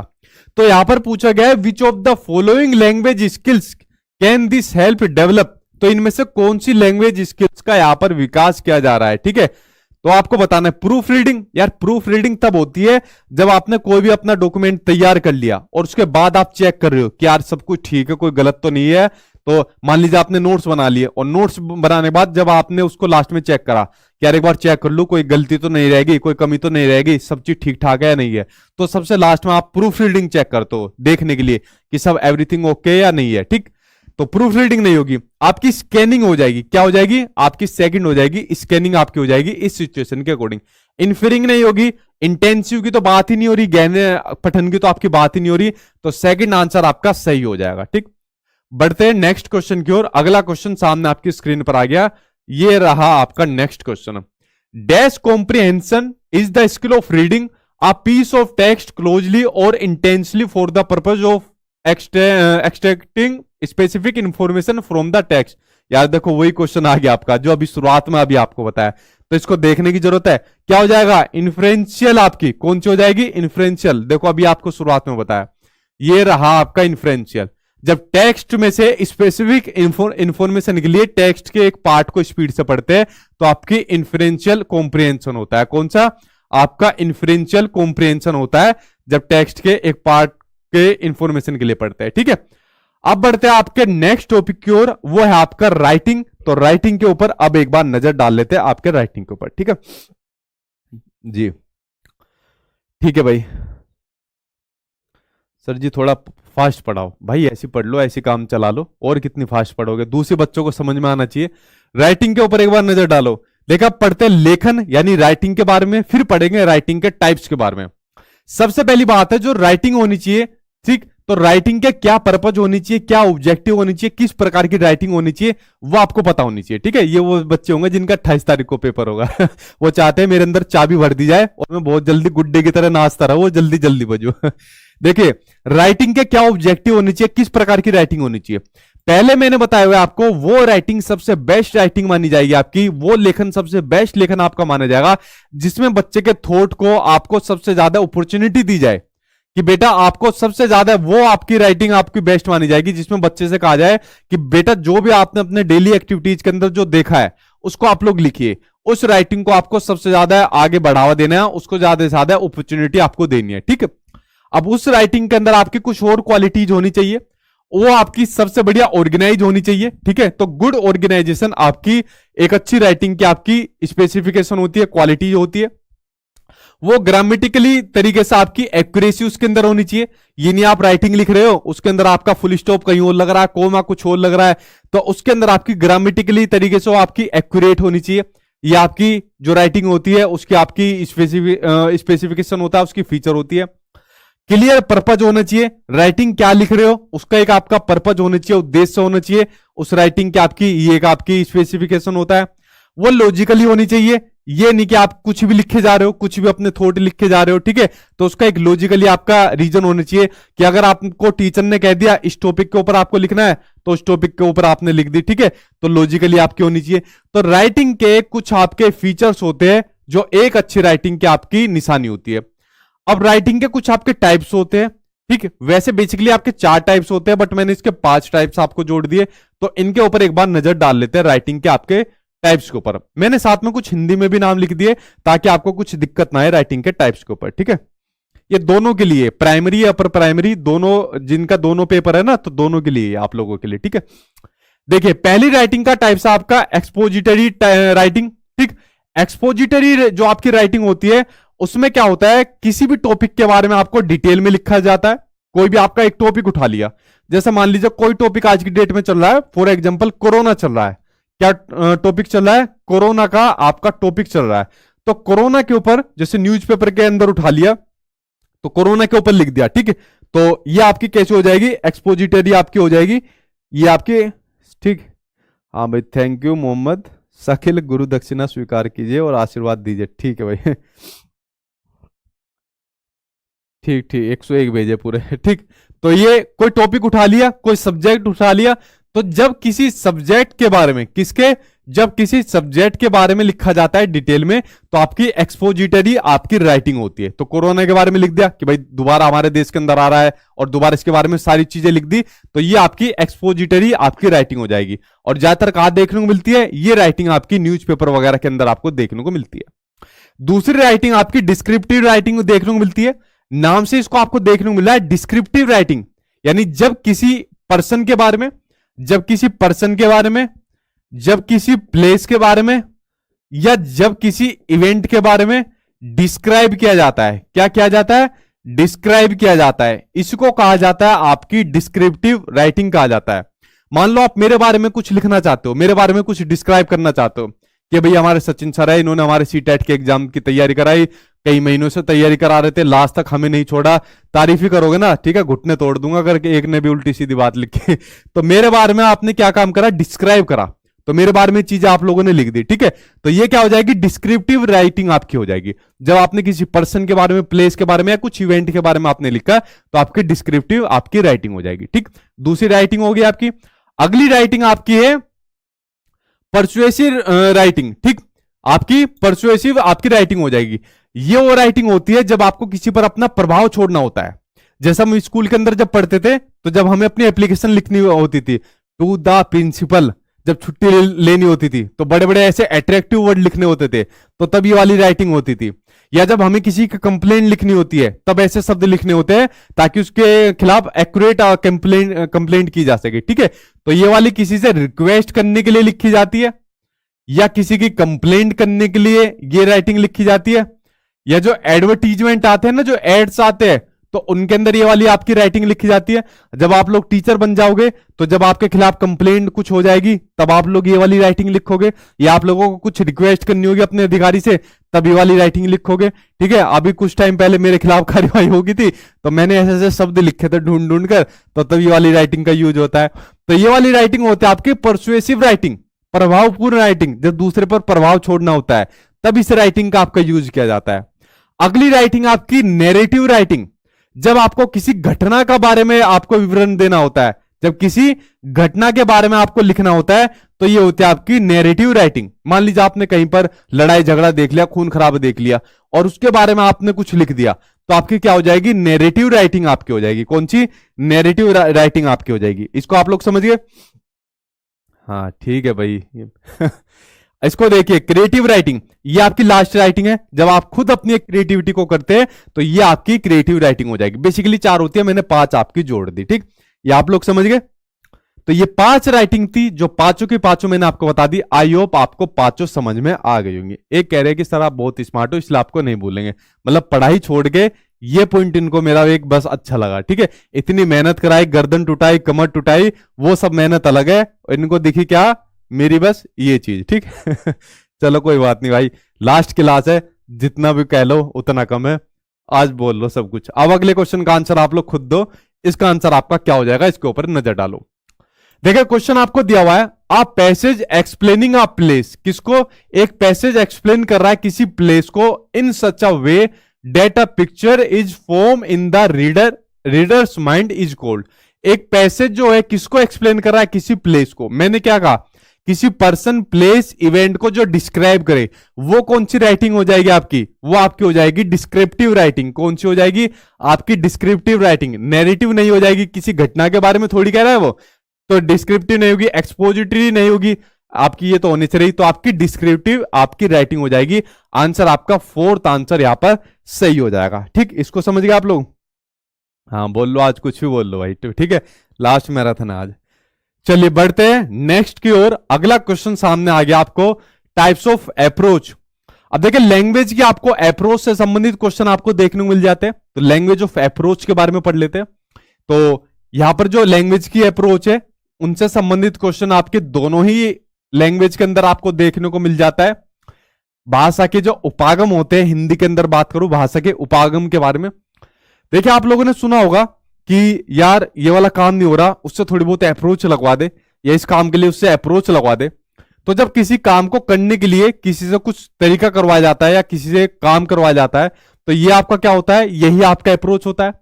तो भाषा को जो सीखने का आपका तरीका होता है, या भाषा को किस वे में करा जाता है, किस वे में इसको एक्सप्लेन किया जाता है, सीखा जाता है, तो यही क्या आपका लैंग्वेज अप्रोच होता है। तो यहाँ पर लैंग्वेज के आपके क्या होते हैं, टाइप्स होते हैं।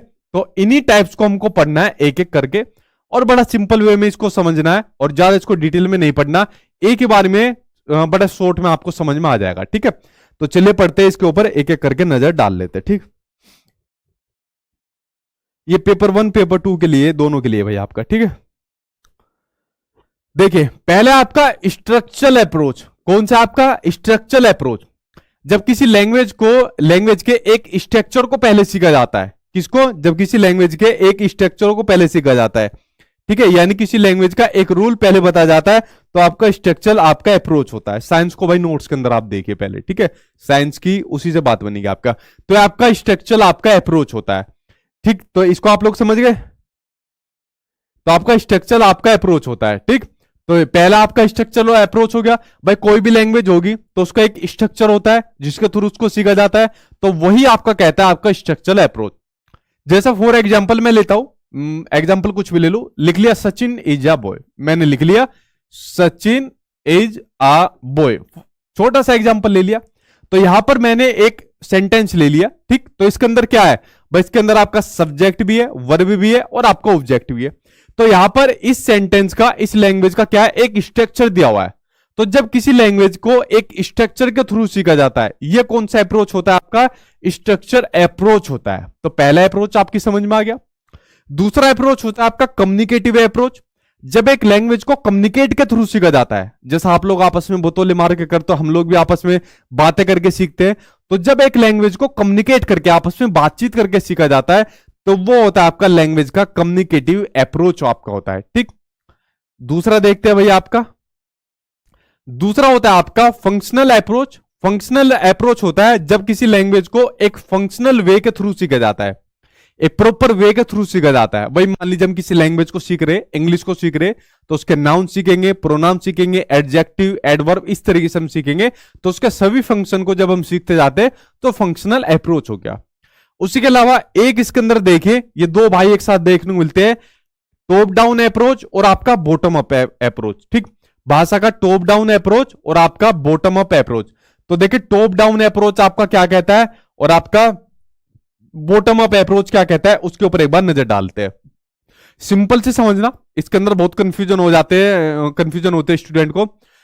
जो आपका टॉप डाउन अप्रोच है, जो आपका ऊपर से नीचे आता है, टॉप डाउन अप्रोच ये कहता है कि बच्चों का जब सबसे पहले उनके एक्सपीरियंस को ऐड किया जाता है पढ़ाने से पहले, तो आपका टॉप डाउन अप्रोच होता है। मान लीजिए मैं बच्चों को इंग्लिश सिखा रहा हूं, और इंग्लिश के अंदर मैंने बच्चों को सबसे पहले, मैं बच्चों को इंग्लिश में प्रोनाउन सिखा रहा हूं। क्या सिखा रहा हूं? प्रोनाउन सिखा रहा हूं।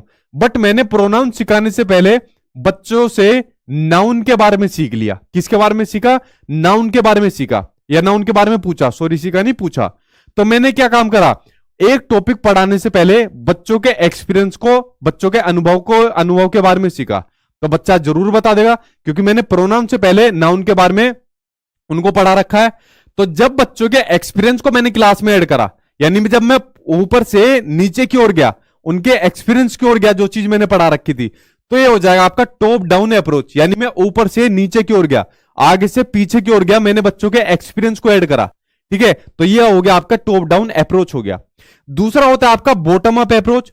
यहां पर बच्चों को कुछ पता ही नहीं है, यहां पर बच्चों को ना नाउन पता ना प्रोनाउन पता। जब मैंने बच्चों को बिल्कुल बेस से शुरुआत करा, पहले नाउन बताऊंगा, फिर प्रोनाउन बताऊंगा, फिर यहां पर एडजेक्टिव बताऊंगा, फिर यहां पर एडवर्ब बताऊंगा। इस तरीके से बेस से बढ़ाते हुए ऊपर ले चलूंगा, तो आपका हो जाएगा बॉटम अप अप्रोच हो जाएगा। ठीक है, तो ये आपके लैंग्वेज के दो अप्रोच होते हैं जो मैंने आपको बताए। इस वाले में टॉप डाउन अप्रोच में बच्चे के एक्सपीरियंस को ऐड किया जाता है, एक्सपीरियंस को ऐड करके ऊपर से नीचे जाएंगे ताकि उनके एक्सपीरियंस को ऐड किया जाए। और बॉटम अप अप्रोच में बच्चों को नहीं पता कुछ भी, हम उनको बिल्कुल बेस से ऊपर की ओर लेकर चले जाते हैं। तो ये लैंग्वेज के दो आपके अप्रोच होते हैं। ठीक, इनको समझ गए आप लोग। चलिए अब बढ़ते हैं आपके कुछ क्वेश्चन की ओर जो सामने आपकी स्क्रीन पर ये रहे आपके क्वेश्चन। क्वेश्चन आपको दिया हुआ है कि a set of assumption which explain the language as a set of structure और रूल्स। ठीक है, यहां पर दिया हुआ है जो लैंग्वेज होती है एक सेट ऑफ स्ट्रक्चर होती है या रूल होती है। बताओ भाई, कितना सिंपल सा क्वेश्चन दे दिया। लैंग्वेज को एक सेट ऑफ स्ट्रक्चर माना गया है या रूल माना गया है। तो एक सेट ऑफ स्ट्रक्चर किसने माना है? स्ट्रक्चर अप्रोच ने माना है, कम्युनिकेटिव अप्रोच ने नहीं माना आपका, ना ही आपके किसी और ने माना। ठीक है, तो आपका स्ट्रक्चर अप्रोच हो जाएगा। थर्ड आंसर यहां पर आपका सही हो जाएगा। ठीक है, ये हो गया आपका। ठीक भाई, चलिए बढ़ते हैं नेक्स्ट क्वेश्चन की ओर। कल बताऊंगा भाई, आपका एक दिन पहले बताऊंगा कौन कौन से मतलब क्या सावधानी आपको बरतनी है आपको अपने एग्जाम से पहले। कल एक वीडियो बनाकर डालूंगा उसके पहले, तो कल ठीक 8 बजे आप लोग आ जाना, कल बताऊंगा आपको। ठीक, नेक्स्ट क्वेश्चन आपके सामने आ गया। आ टीचर ऑफ क्लास 5th, एक क्लास 5th की टीचर है, कंडक्ट्स आ डिक्टेशन, कि वो कंडक्ट करती है एक डिक्टेशन को, यानी जिसको इमला कहते हैं। जो टीचर जो होता है वो क्लास में आके पढ़ाता है और पढ़ाते हैं या कुछ बोलता है और फिर बच्चों से कहता है लिखो ये अपनी कॉपी के अंदर, उसको आपका डिक्टेशन बोलते हैं, इमला बोलते हैं। ठीक है, जो बोलता है, जो बोर्ड पर लिखता है और फिर अपने स्टूडेंट से उसको बोलता है कि अब तुमको इसको अपनी कॉपी में लिखना है। तो इस एक्टिविटी को करवाता है विद 5 सेंटेंस ऑफ 5 और 6 वर्ड्स। ठीक है, she reads out the sentence 2 times and asks her learners to listen carefully and write the sentence as dictated. तो what approach to listening does the teacher wants to adopt here? यहां पर कोई teacher है, ठीक है, कोई madam है, तो वहां पर डिक्टेशन एक्टिविटी करा रही है और वो कह रही है कि सी रीड्स द सेंटेंस, वो किसी सेंटेंस को रीड करो 2 टाइम्स और अपने लर्नर से कहती है कि केयरफुली सुनो और सेंटेंस को लिखो जो डिक्टेट किए जा रहे हैं, जो बोले जा रहे हैं। तो यहां पर वो किस अप्रोच का यूज कर रही है उनको अडॉप्ट करने के लिए, वो आपको बताना है। टॉप डाउन का कर रही है, कम्युनिकेटिव का कर रही है, बॉटम अप का यूज कर रही है, या फिर डिक्टेशन अप्रोच का यहां पर यूज कर रही है। बताओ इसका सही आंसर क्या होगा? इसका सही आंसर आप लोग बताओ, बताओ भाई सही आंसर क्या होगा?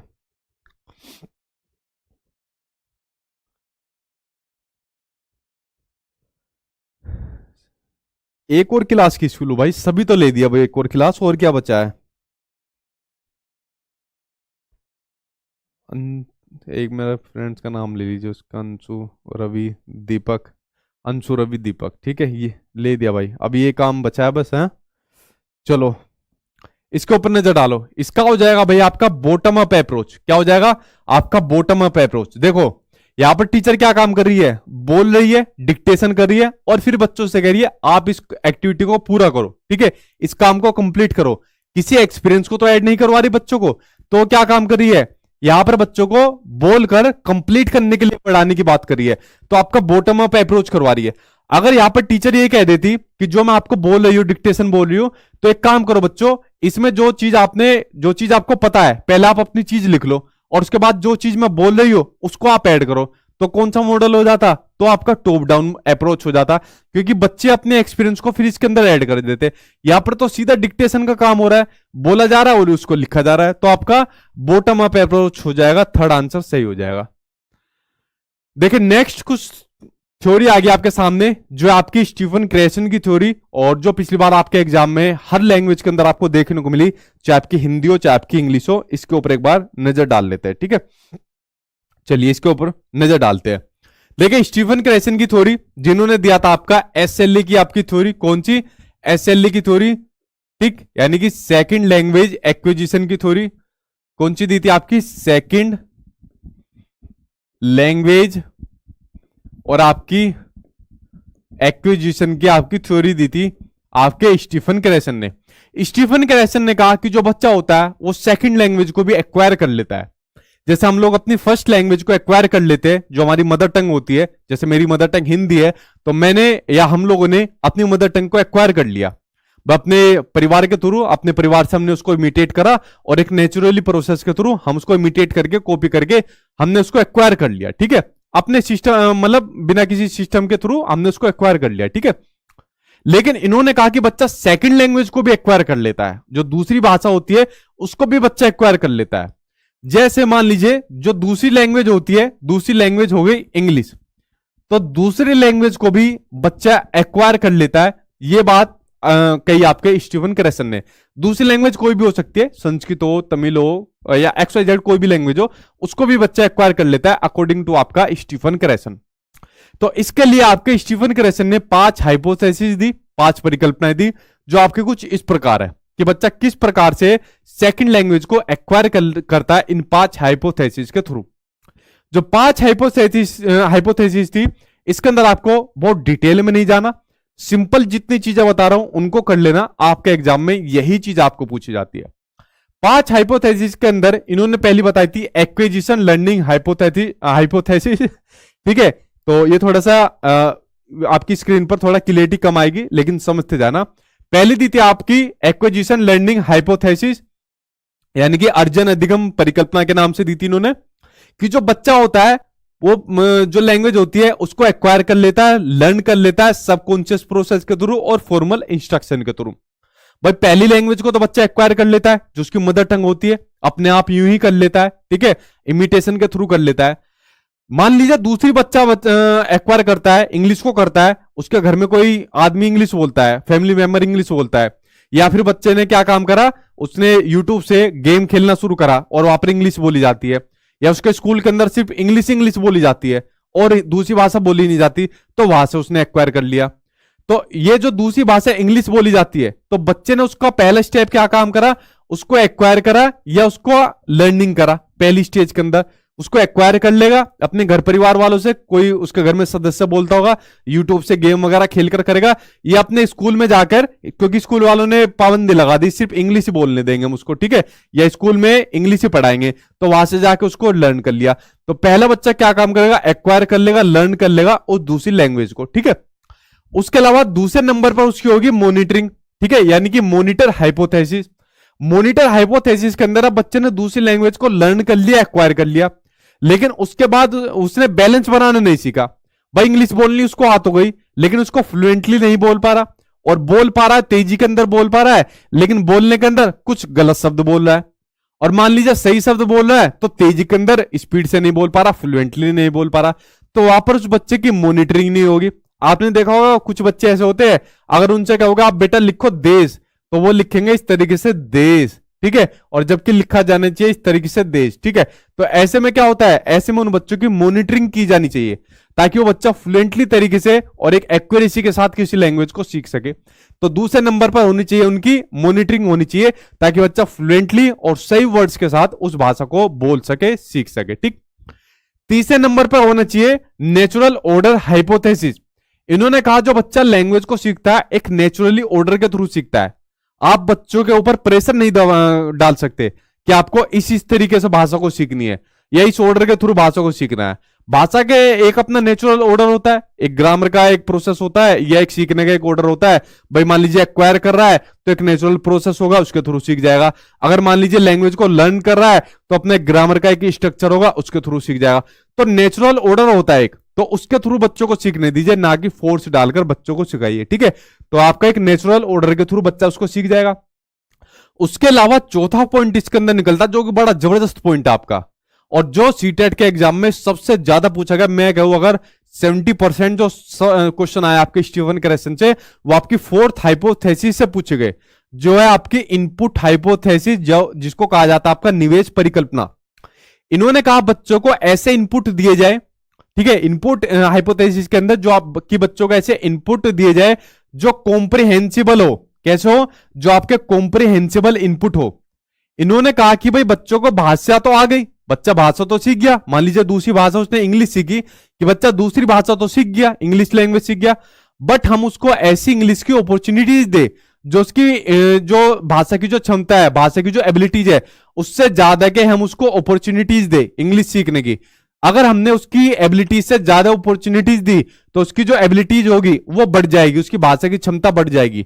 तो हम उसको ऐसी कॉम्प्रिहेंसिबल यूनिट इनपुट देनी चाहिए जो उसकी भाषा की क्षमता से ज्यादा की हो। ठीक है, तो ये बात इन्होंने कही अपने इनपुट हाइपोथेसिस के अंदर कि हमको उसको कॉम्प्रिहेंसिबल इनपुट देनी चाहिए, यानी कि जिसको हिंदी में कहा जाता है बोधगम्य निवेश, हमको उसको देने चाहिए। ठीक है, ये बात होगी। और लास्ट में इन्होंने कहा इफेक्टिव फिल्टर। ठीक है, इफेक्टिव फिल्टर यानी कि भावनात्मक आपका परिकल्पना। इन्होंने कहा कि जब बच्चा किसी लैंग्वेज को सीखता है, अगर वो इफेक्टिव रूप से अपना सही है, मान लीजिए वो किसी भाषा को लैंग्वेज को सीखने के लिए मोटिवेटेड है, सेल्फ कॉन्फिडेंस है, तो लैंग्वेज को बड़ा इफेक्टिव तरीके से सीख जाएगा। लेकिन अगर उसके अंदर एंजाइटी है तो भाषा को सही तरीके से नहीं सीख पाएगा।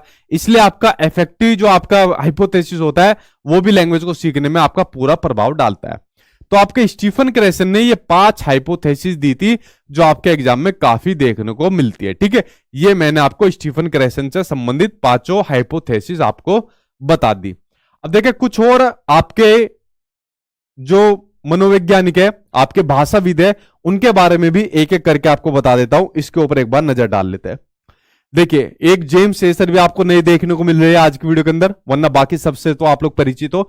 इनके बारे में भी एक एक करके नजर डाल लेते हैं।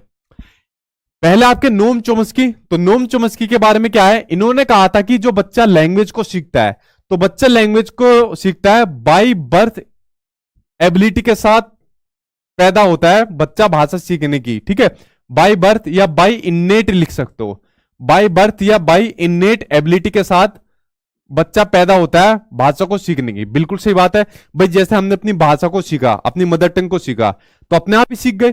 तो ये बात इन्होंने कही कि बच्चों में भाषा सीखने की जन्मजात by innate by birth ability होती है किसी भाषा को सीखने की। इन्होंने कहा कि हमारे माइंड के अंदर एक डिवाइस होता है, उस डिवाइस का नाम है आपका LAD यानी लैंग्वेज एक्विजिशन डिवाइस। इस डिवाइस की हेल्प से हमारी माइंड के अंदर आपके क्या होते हैं, यूनिवर्सल ग्रामर यानी कि आपके सार्वभौमिक व्याकरण जिसको कहते हैं, यूनिवर्सल ग्रामर के रूल क्या होते हैं, आपके प्रतिभा होते हैं, जिसकी हेल्प से हम किसी भाषा के रूल यानी ग्रामर सीख जाते हैं और ऑटोमेटिकली रूप से उस भाषा को हम लर्न कर लेते हैं, उस भाषा को हम सीख जाते हैं। तो ये वाली बात कही आपके नोम चोम्स्की ने, इस वाली बात को कहा। अगर उसके अलावा बात करो आपके BF स्किनर के बारे में बात करूं, तो इन्होंने कहा कि बच्चा किसी भाषा को जो सीखता है वो इमिटेशन के माध्यम से सीखता है। किसके माध्यम से, इमिटेशन के माध्यम से, या फिर दूसरा वर्ड लिख सकते हो ड्रिल एंड प्रैक्टिस के माध्यम से। किसके, ड्रिल एंड प्रैक्टिस के माध्यम से किसी दूसरी भाषा को सीखता है, यानी कि अनुकरण के माध्यम से कॉपी करके बच्चा किसी दूसरी भाषा को सीख लेता है। यह आपके BF स्किनर का क्वेश्चन आपको देखने को मिलता है। उसके अलावा एक मनोवैज्ञानिक आपके देखने को मिलते हैं, James Acer total physical response इन्होंने दिया। मैं लिख देता हूं आपका, टोटल फिजिकल रिस्पॉन्स इन्होंने दिया, टोटल फिजिकल रिस्पॉन्स ये इन्होंने दिया। इन्होंने कहा अगर आपको किसी बच्चों की लैंग्वेज को सिखाना है, अगर आपको किसी बच्चों को लैंग्वेज सिखाना है तो क्या काम करो, आपको सही एक्शन के साथ सही वर्ड का यूज करना चाहिए। आपको बच्चों को अगर लैंग्वेज सिखानी है तो प्रॉपर एक्शन के साथ, ठीक है, प्रॉपर फिजिकल एक्शन के साथ एक प्रॉपर वर्ड का यूज आपको करना चाहिए। तो ये आपका जो टोटल फिजिकल रेस्पॉन्स दिया वो दिया आपके जेम्स एसर ने। ठीक है, एक साइकोलॉजी के प्रोफेसर थे आपके जो जेम्स एसर थे। मान लीजिए जैसे एक एग्जांपल लेता हूं, मान लीजिए बच्चों को आपको 180 डिग्री के बारे में सिखाना है, 180 डिग्री के बारे में। ठीक है, तो ऐसे बनता है ना 180 डिग्री, ये इस तरीके से बनता है। तो 180 डिग्री के बारे में बच्चों को सिखाना है तो ऐसे 2 हाथ रख लो, इस तरीके से बन गया ना, सीधा सीधा बन रहा है ना। तो 180 डिग्री के बारे में बच्चा सीख गया। अगर बच्चों को 90 डिग्री के बारे में सिखाना है तो ये 90 डिग्री के बारे में ऐसे बच्चों को सिखाइए तो 90 डिग्री के बारे में बच्चा सीख जाएगा। मतलब प्रॉपर वर्ड के साथ और इस तरीके से प्रॉपर गेस्चर के साथ। तो इस तरीके से आप लोग बच्चों को सिखाइए, ये कहा था आपके जेम्स एसन ने कहा था। ठीक है, तुड़वा दिए, ऐसे ऐसे गेस्चर बनवा रहे हो। तो ये बात कही आपके जेम्स एसन ने, ये वाली बात कही। उसके अलावा 2 मनोवैज्ञानिक हुए आपके, जीन पियाजे, लेव वाइगोत्स्की।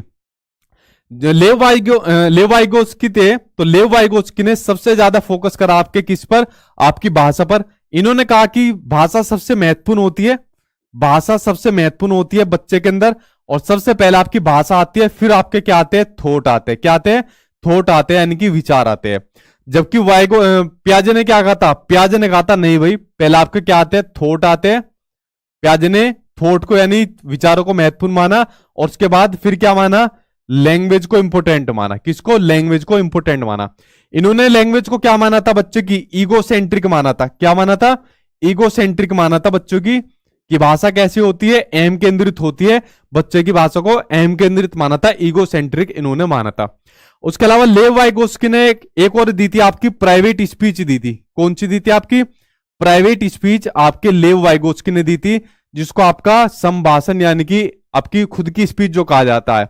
प्राइवेट स्पीच आपकी वो स्पीच होती है जिसमें बच्चा अपने काम को, अपने वर्क को रेगुलेट करने के लिए जिस स्पीच का यूज करता है वो आपकी कौन सी स्पीच होती है, आपकी प्राइवेट स्पीच होती है। जैसे मैंने आपको एक एग्जांपल भी बताया था कि बच्चा अगर सीटेट के एग्जाम में क्वेश्चन पूछा जाता है, अगर कोई लड़की कपड़ों की तय लगाते हुए बोलती जा रही है, या आप लोग वीडियो मेरी देख रहे हो और वीडियो को देखते देखते साथ के साथ लिख भी रहे हो और बोल रहे हो कि सचिन सर ने ये नया दिया आज जेम्स हैसर, तो इसको लिख लेता हूं। जेम्स हैसर ने टोटल फिजिकल रिस्पॉन्स दिया, तो आप लिख भी रहे हो और साथ के साथ बोल भी रहे हो। तो अपने काम को रेगुलेट करने के लिए जिस लैंग्वेज का यूज आप लोग कर रहे हो वो होती है आपकी प्राइवेट स्पीच होती है। उसके अलावा इन्होंने एक बात ये कही कि जो आपकी लैंग्वेज और थॉट होती है, जो आपके लैंग्वेज और जो थॉट होते हैं, तो लैंग्वेज और जो आपके थॉट होते हैं वो आपके शुरू में अलग अलग होते हैं, वो शुरुआत में अलग अलग होते हैं, लेकिन बाद में क्या होते हैं, बाद में जाके वो एक हो जाते हैं। क्या हो जाते हैं, बाद में जाके वो आपके एक हो जाते हैं। तो इस तरीके से भाषा के ऊपर इन मनोवैज्ञानिकों ने जो जो बातें कही थी वो सभी बातें मैंने यहां पर आपके सामने स्क्रीन पर लिख दी है। आई होप ये बातें आपको समझ में आ गई होगी। ठीक है, आ जाएगा भैया, एडमिट कार्ड आ जाएगा। ठीक, तो ये बातें आपको समझ में आ गई होगी। कुछ बातें आप लोग जानते भी होंगे, शायद कुछ बातें आपको एक दो नई देखने को मिली होगी। चलिए बढ़ते हैं अब आपके सामने नेक्स्ट क्वेश्चन की ओर। इनसे संबंधित क्या क्वेश्चन आपके सामने स्क्रीन पर आ गया, आई होप आप लोग अब उसका आंसर दे दोगे। क्वेश्चन आपको दिया हुआ है कि according to the approach of total physical response, देखो क्वेश्चन आ गया आपका TPR, total physical response are teacher should. Total physical response आपका किसने दिया, जेम्स हैसन ने दिया। और क्या बताया था इन्होंने, भाषा कैसे सिखाते हैं इसमें बच्चों को, प्रॉपर एक्शन के साथ और एक एप्रोप्रिएट वर्ड के साथ हम सिखाते हैं। तो बताओ इसमें टोटल फिजिकल रिस्पॉन्स में क्या काम कराएंगे, बताओ, सही आंसर आपको देना है। Often conduct games and physical activities related to the topic, नहीं। Facilitate discussion and dialogue among the students in English, नहीं। Teach vocab by connecting words with appropriate action, ये आपका सही हो जाएगा। इसमें क्या काम कराते हैं, वोकैब को टीच कराते हैं। जैसे मैंने आपको क्या बताया था, 180 डिग्री का आपको बताया था, इस तरीके से हाथ करा के, फिर 90 डिग्री का इस तरीके से ऐसा हाथ करके बताया। तो टीचिंग वोकैब बताते हैं bye connecting words with appropriate action के साथ बताते हैं।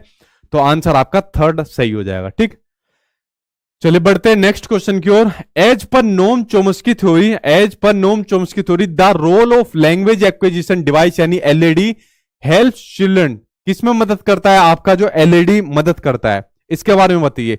Imitate the language spoken by adults, इसमें करता है। Learn second language easily, communicate actively in second language, generate grammar rules, किसमें करता है, ग्रामर रूल्स को जनरेट करने के लिए, ताकि बच्चा उस लैंग्वेज को सीख जाए। तो आंसर आपका फोर्थ सही हो जाएगा। ठीक है, चलिए सर आप रीट वालों के लिए भी मनोविज्ञान और टीचिंग मेथड्स करवाते हो क्या? भाई मैं सबके लिए करवाता हूँ, जो आपकी मनोविज्ञान और आपकी सीडीपी होती है, ठीक, सबके लिए करवाता हूँ। बट अभी मेरा पूरा ध्यान केवीएस के ऊपर रहेगा, क्योंकि अलग अलग मैं पेपर नहीं पकड़ पाऊंगा, तो केवीएस के ऊपर ध्यान रहेगा। बाकी रीट वालों के लिए मैं नोट्स जरूर दूंगा, क्योंकि कई महीनों से उनके ऊपर काम चल रहा था। चलिए अगला क्वेश्चन सामने स्क्रीन पर आ गया।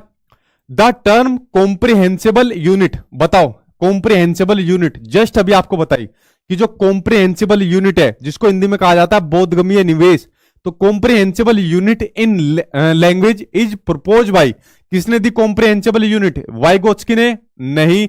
स्टीफन क्रेसन ने? जी हां, आपके स्टीफन क्रेसन ने कॉम्प्रिहेंसिबल यूनिट को दिया। सेकंड आंसर सही हो जाएगा। चलिए बढ़ते हैं अब आपके एक और क्वेश्चन की ओर, इन्हीं से संबंधित। According to gene पियाजे uh language develops from, gene पियाजे के अकॉर्डिंग जो लैंग्वेज डेवलप होती है वो कैसे होती है? प्राइवेट टू इंडिविजुअल, प्राइवेट का किसने दिया था? आपके वाइगोत्स्की ने, इन्होंने तो नहीं दिया। ईगोसेंट्रिक टू सोशलाइज, बिल्कुल सही, इन्होंने भाषा को क्या माना है? ईगोसेंट्रिक माना है। और बच्चे में भाषा कैसे होती है? ईगोसेंट्रिक टू सोशलाइज होती है, ठीक है, अहम केंद्रित से सामाजिकरण की ओर बढ़ती है। तो आंसर आपका थर्ड आंसर सही हो जाएगा। नेक्स्ट देखते हैं अगला क्वेश्चन, और अगला टॉपिक आपके सामने आ गया इंग्लिश लैंग्वेज के बारे में, इसके ऊपर नजर डालते हैं।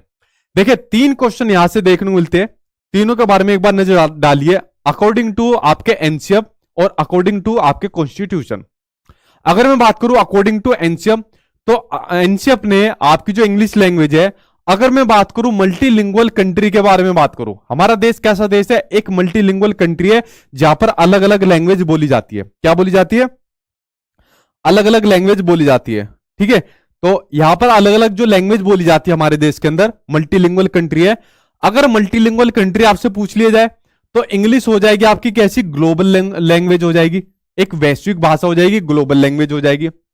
अगर आपसे पूछ लिया जाए ग्लोबल लैंग्वेज ना हो, मल्टीलिंगुअल कंट्री ना हो, अगर आपसे 3 लैंग्वेज फॉर्मूला के अकॉर्डिंग पूछ लिया जाए, अगर आपसे 3 लैंग्वेज फॉर्मूला के अकॉर्डिंग पूछ लिया जाए, तो 3 लैंग्वेज फॉर्मूला क्या कहता है कि जो पहली लैंग्वेज होगी बच्चे की वो होगी आपकी मदर टंग होगी। कौन सी होगी? आपकी मदर टंग होगी, यानी मातृभाषा होगी। यानी कि पहली हो जाएगी आपकी हिंदी हो जाएगी, ठीक है। अगर मैं नॉर्थ ईस्ट के आपके नॉर्थ ईस्ट कह रहा हूं, इधर के उत्तर भारतीयों की बात करूं तो दूसरी हो जाएगी आपकी इंग्लिश हो जाएगी, दूसरी हो जाएगी आपकी इंग्लिश हो जाएगी, और तीसरी हो जाएगी आपकी कोई भी मॉडर्न लैंग्वेज हो जाएगी। क्या हो जाएगी? मॉडर्न लैंग्वेज हो जाएगी, ठीक है। तो यहां पर आपको एक बात समझनी है, अगर एनसीएफ के अकॉर्डिंग मल्टीलिंगुअल कंट्री पूछ ले तो ग्लोबल लैंग्वेज है जो आपकी इंग्लिश है। अगर 3 लैंग्वेज फॉर्मूला के अकॉर्डिंग पूछे तो इंग्लिश आपकी सेकंड लैंग्वेज है। क्या है आपकी? इंग्लिश आपकी सेकंड लैंग्वेज है, यानी दूसरी भाषा है आपकी। एक और क्वेश्चन आपके एग्जाम में सीटेट में पूछा गया कि अगर आपसे कॉन्स्टिट्यूशन के अकॉर्डिंग पूछ ले, किससे? कॉन्स्टिट्यूशन के अकॉर्डिंग पूछ ले, तो इंग्लिश आपकी एसोसिएटेड ऑफिशियल लैंग्वेज है। कैसी है आपकी? एसोसिएटेड ऑफिशियल लैंग्वेज है। यह बात आपको ध्यान रखनी है। कैसी है? एसोसिएटेड ऑफिशियल लैंग्वेज है। ये 3 बातें आपको अपने एग्जाम के लिए ध्यान रखनी है, इनको आप लोग गांठ बांध लेना, ठीक। चलिए मॉक टेस्ट कैसे बाई करें? भाई मॉक टेस्ट आप, मैं बता चुका हूं बार बार, गूगल पे जाइए, sachinacademy.com लिखिए, वेबसाइट आ जाएगी, वहां पर आपको सारे मिल जाएंगे मॉक टेस्ट वगैरह सब चीज, ठीक है, वहीं पर आपको मिलेंगे। तो ये काम आपका हो गया, और वहां पर सभी बच्चे मॉक टेस्ट लगा रहे हैं, उनके रोज स्कोर आते हैं, किसी के कितने स्कोर बने, किसी के कितने बने। अगला टॉपिक आपके सामने स्क्रीन पर आ गया।